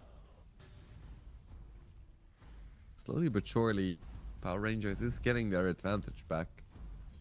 I feel like the later it goes, the better it's gonna be for them.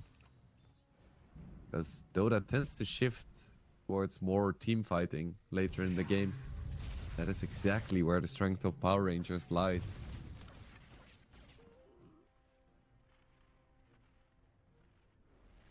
Nesphere on this Razor feels like an actual carry.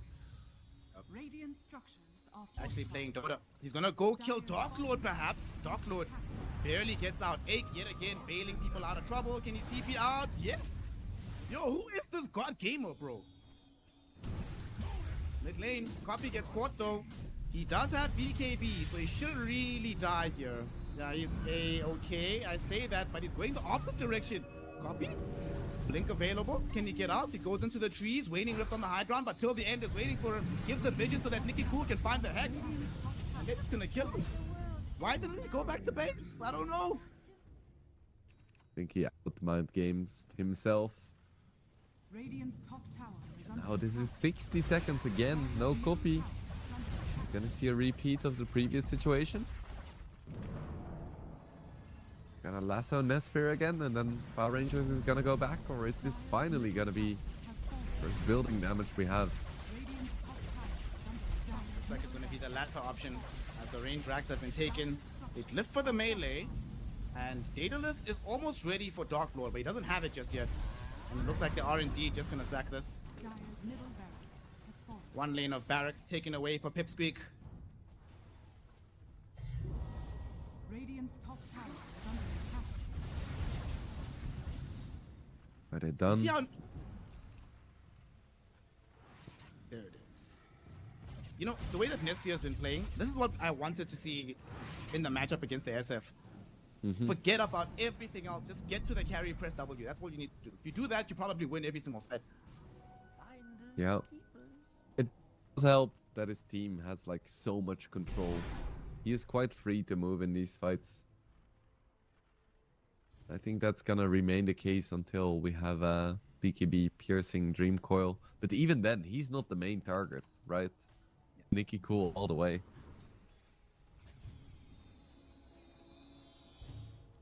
No Roche for them to claim on the side of Power Rangers, so they have to wait. That will give an opportunity for them to smoke up for PIPSQUEAK. They have all their lineup with them.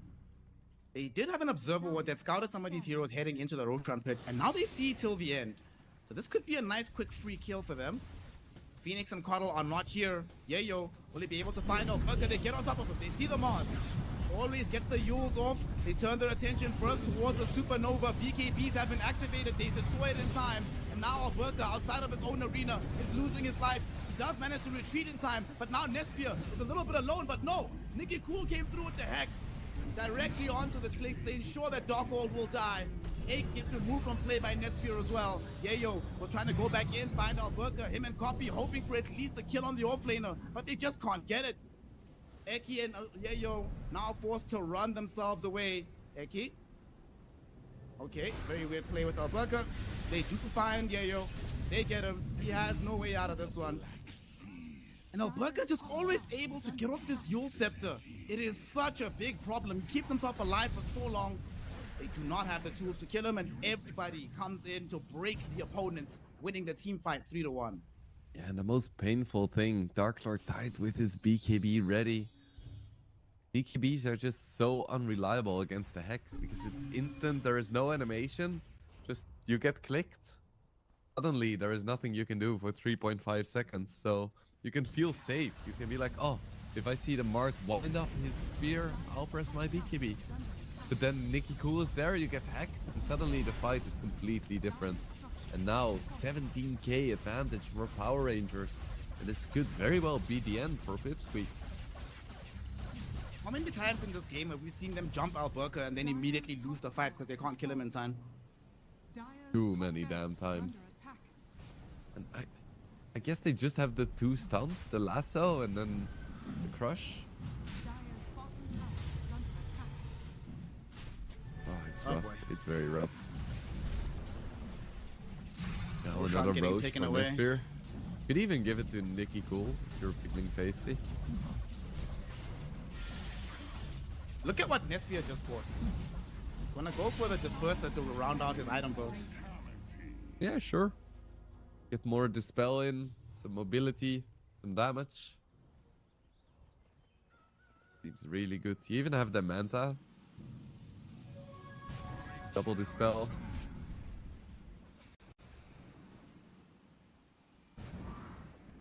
Most importantly, you can get rid of that goddamn repel.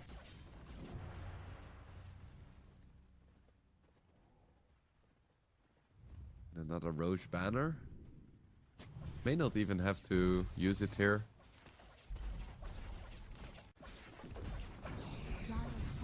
Nesphere is so strong at the moment. He's posted up on front.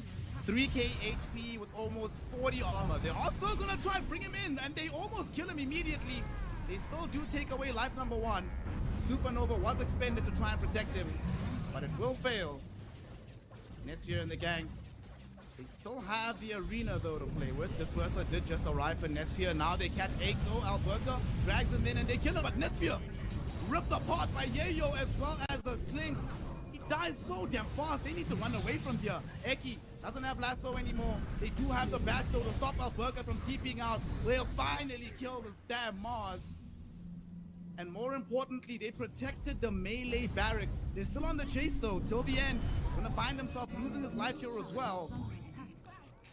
Despite losing out so heavily, and look at this Dark Lord bottom. He found Nicky Cool. They found the Clinks. They've killed the Clinks almost. Clinks, will he die? He's running away right now. But Dark Lord just didn't get the lucky crits necessary. So Nicky Cool will live, but a proof of concept shown that Dark Lord, if not being controlled, can still be an absolute menace. He dealt 7,000 damage in that fight. Yeah, now he has Aghanims as well. He's going for Lincolns to deal with the pesky hacks. It's like, if PIPSQUEAK gets the right fight, 12k gold isn't that much at 42 minutes.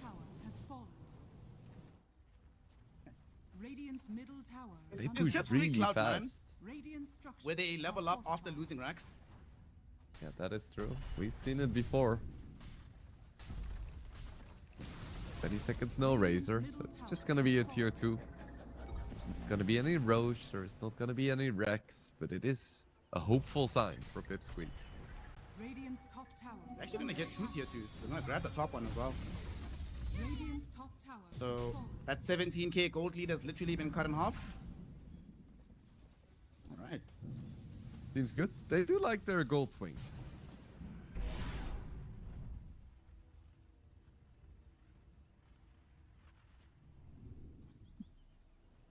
Oh man. This Batrider. Is this a moonshot that Batrider's building? What? Oh, Hurricane Pipe. Okay. Okay. We're good. But yeah, my boy Eki, he's on some different stuff sometimes. Doesn't see the game the same way as other people do, which is one of his biggest strengths as well. Sometimes you're like, does that make sense? We are at a point in the game where Nicky Cool is pretty much tapped out in terms of his progression as a hero. Only has room for an Aghanim Scepter. Then he's done building. But that's one of the drawbacks of the late game Dota, right? The later the game goes, your gold lead that you amassed earlier on means less and less and less. Mm-hmm. I think he can still replace his Orchid with something else if he wants to. He can upgrade his BOTs. There is some stuff he can do. But yeah, he's approaching that point. Same for Nesphere. Well, same for Dark Lord, actually. There is, like, he can replace his boots, but that's it. I think Poppy has a lot of space to grow still. Still running around with the gem, basic blink, treads. He wants that Lincoln's, probably wants the Aghanim Scepter at some point as well. Yeah, for sure. That's gonna be a big deal as well. If you get a crush into like 3-man coil, that's a lot of damage, regardless of how much damage Puck actually deals. It's only the one lane that they've fully lost. The melee is still available up on top, but you are playing into a Coddle. This Coddle can certainly make sure that you never get to access any of the sides of the map, always being pushed in. Oh, even affords them 43%. Decent. What was the pause reason? Did we see anything? No, right? No. The short one. Yes, can't wait to get into it once again. Neither can we. Come on. We have a game on our hands after the start. I was like, oh no, it's gonna be a quick one. My boy's getting crushed. Now with the Slaughter, they're the ones doing some of the crushing. And Slaughter's going for the Aeon Disc as his next item. Right now, just saving for buyback, just to make sure. It's crazy how everyone is just responding to basically just the Kottle's Hex. That's like 70% of the itemization for PIPSQUEAK. X too strong of an item. As Copy will resume the game. For the Radiant lineup of Power Rangers, they're probably going to want to play this safe. They're not going to go high ground again until they have access to the Aegis. So that means at the bare minimum, 4 minutes that they have on the side of PIPSQUEAK to keep farming, try to get back in the game.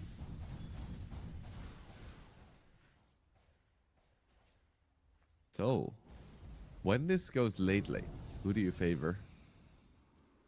Late, I always favor the Clinks lineup. Really? Yeah. If I'm you like- make a mistake against the Clinks, like, you literally can't die before you can do anything. I agree that Clinks is strong, but we have to keep in mind this is like Warlock Phoenix as supports. That is true. Alberca finds the jump onto the Omni Knight. Very quick and easy kill there. Okay, it's nice. I mean, I get your point though, that like when it comes, you did mention earlier that late game Dota always favors team fights. And their team fights do get absolutely ridiculous once you get the refresher on the Phoenix for double Supernova, double Arena as well. Mars is building into the refresher himself. They get that jump, there's pretty much nothing they can do on Dire side. And another reason why I think that is relevant in this game is because the supports on PIPSQUEAK don't really have great wave clear. Both Batrider is okay at it, but he's slow, and Omni Knight just can't really do it, and that means that you constantly need your cores to be pushing out waves, like actually being there. While for Power Rangers, I feel like the Coral can just do most of that himself without even being that close. Dire's bottom tower I don't know, is it under feels attack. like they're gonna have the initiation advantage. Oh, that I wholeheartedly Dire's agree with. bottom tower has fallen. We get the Dire tower down bottom, so tier 3 tower is in a little bit of jeopardy here. Dire's bottom They don't have an Aegis, but they still feel strong enough that they're gonna try and make this happen. Copy is coming back. Ake is about to respawn. Copy buying a little bit of time, clearing out the wave. They just take the tier 3 tower. Nesphere not backing just yet. He's still sticking around. Was hoping somebody would show themselves so Alberca could find the initiation, but PIPSQUEAK decided to play safe, so nobody gets jumped. Yeah, and you know, they wanted Eki to jump. They were like, yeah, we have a Lotus Orb. We have a sneaky Lincolns. Good luck, boys. But no, PIPSQUEAK didn't bite.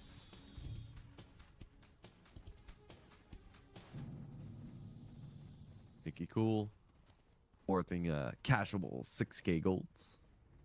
Chillin'. Everyone has buybacks except for the Warlock and the Omni Knight. Ooh, Alberca. We almost lost Alberca. Good God, Alberca. He's now inside the arena, though. They found the last two onto Nesphere. There will be a Chaotic Offering drop down. So both Chaotic Offering and the arena have been utilized right now. Some BKBs. Very Pop good two. for PIPSQUEAK. Copy. Gets 2 heroes in the Dream Coil. But there's no follow-up from the rest of his lineup. He needs to be careful here. He's going to get himself speared back. Does have the BKB. Pops it. And that will keep him alive as he retreats onto the high ground. That's a little bit awkward.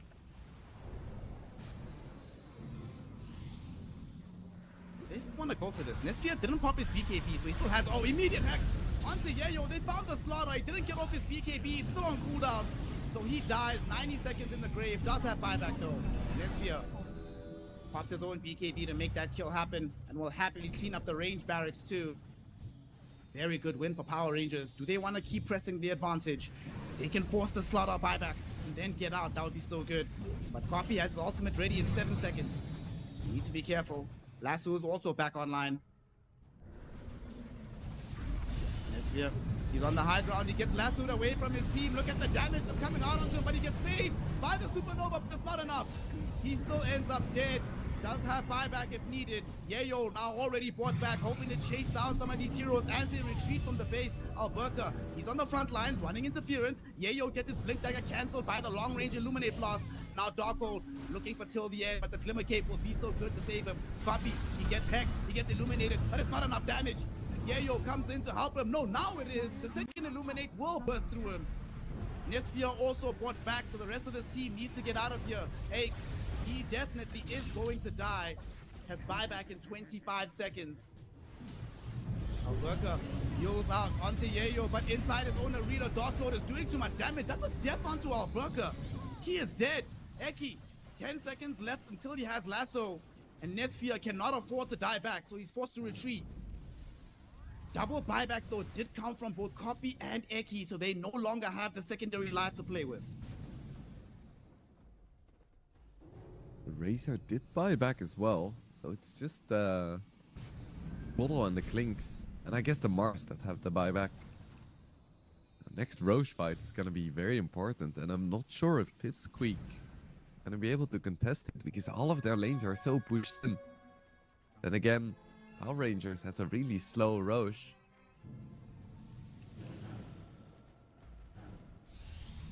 Razor just picked up a Satanic. So now he is extra durable in these fights. And they're just checking to see if the big man is available. Indeed, he's up. They want to find a pick first before they go into the Roshan. Radiant are scanning.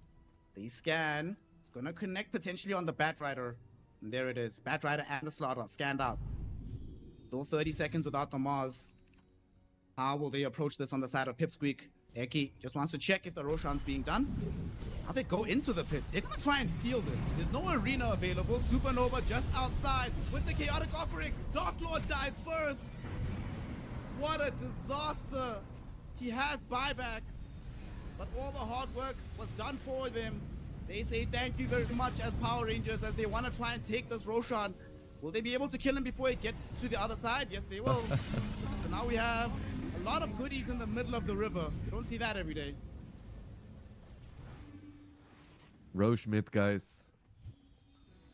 Ages in the river. And the final item for Nicky Cool was a Dagon. He replaces his vessel with it. Dire's bottom barracks. 1 minute, no clinks. He just buys.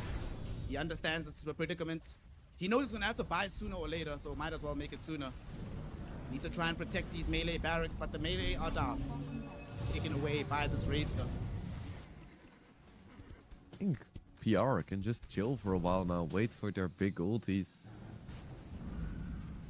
Yes, they can try to force right now, but why wouldn't they force 1 minute from now? Yeah, and that seems like exactly what they're gonna be doing. There is gonna be a big window where the enemy cores don't have buyback yet and you still have the Aegis. Dark Lord is doing the right thing. Understands the kind of game that he's playing. He knows that normal Dota will not get him into a winning position, so time to go Rapier. Let's go. Ooh, yes. Let's go. One single barracks between them and Mega Creeps. Roche's banner is down. Are under attack. But Power Rangers really doesn't want to go yet before they have Egg and Offering.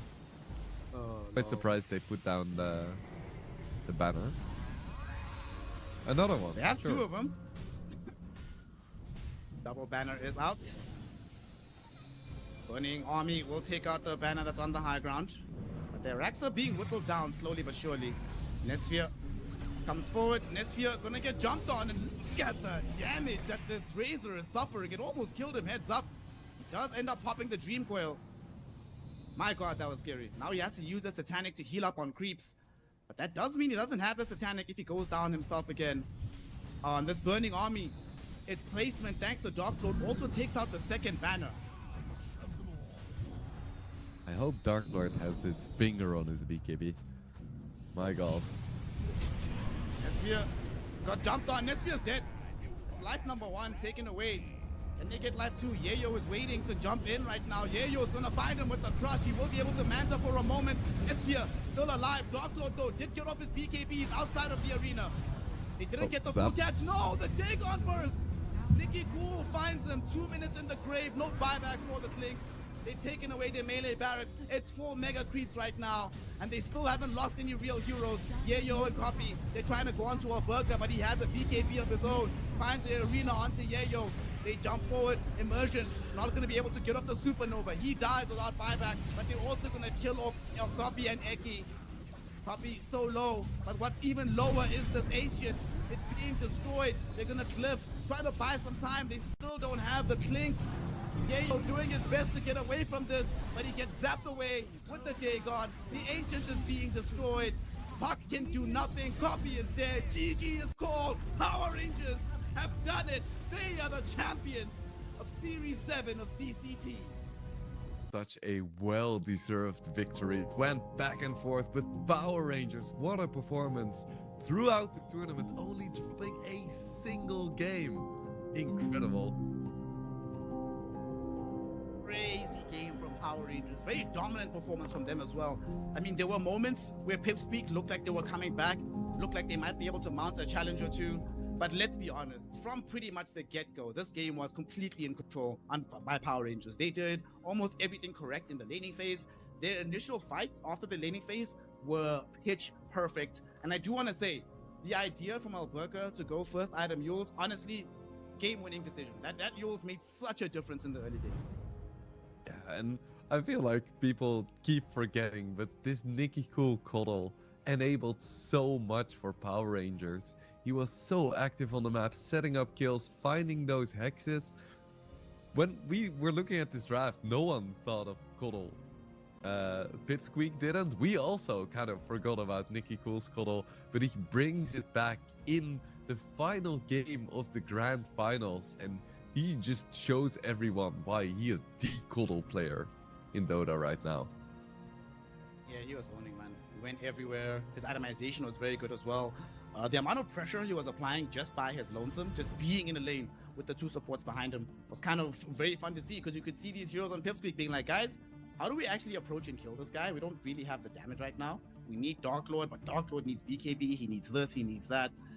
I will say as well, though, there were a couple of plays from PIPSQUEAK that were, let's say, optimistic in some of the earlier portions of the game, where I feel like if they didn't make some of those mistakes, especially like the play that they had around copy middle, where 2 or 3 times they tried to outsmart Power Rangers, all 3 times he ends up dead, and that pretty much just derailed his entire game. Imagine if he doesn't do that, gets his items first, and then tries to make plays, how different things could have been in the end.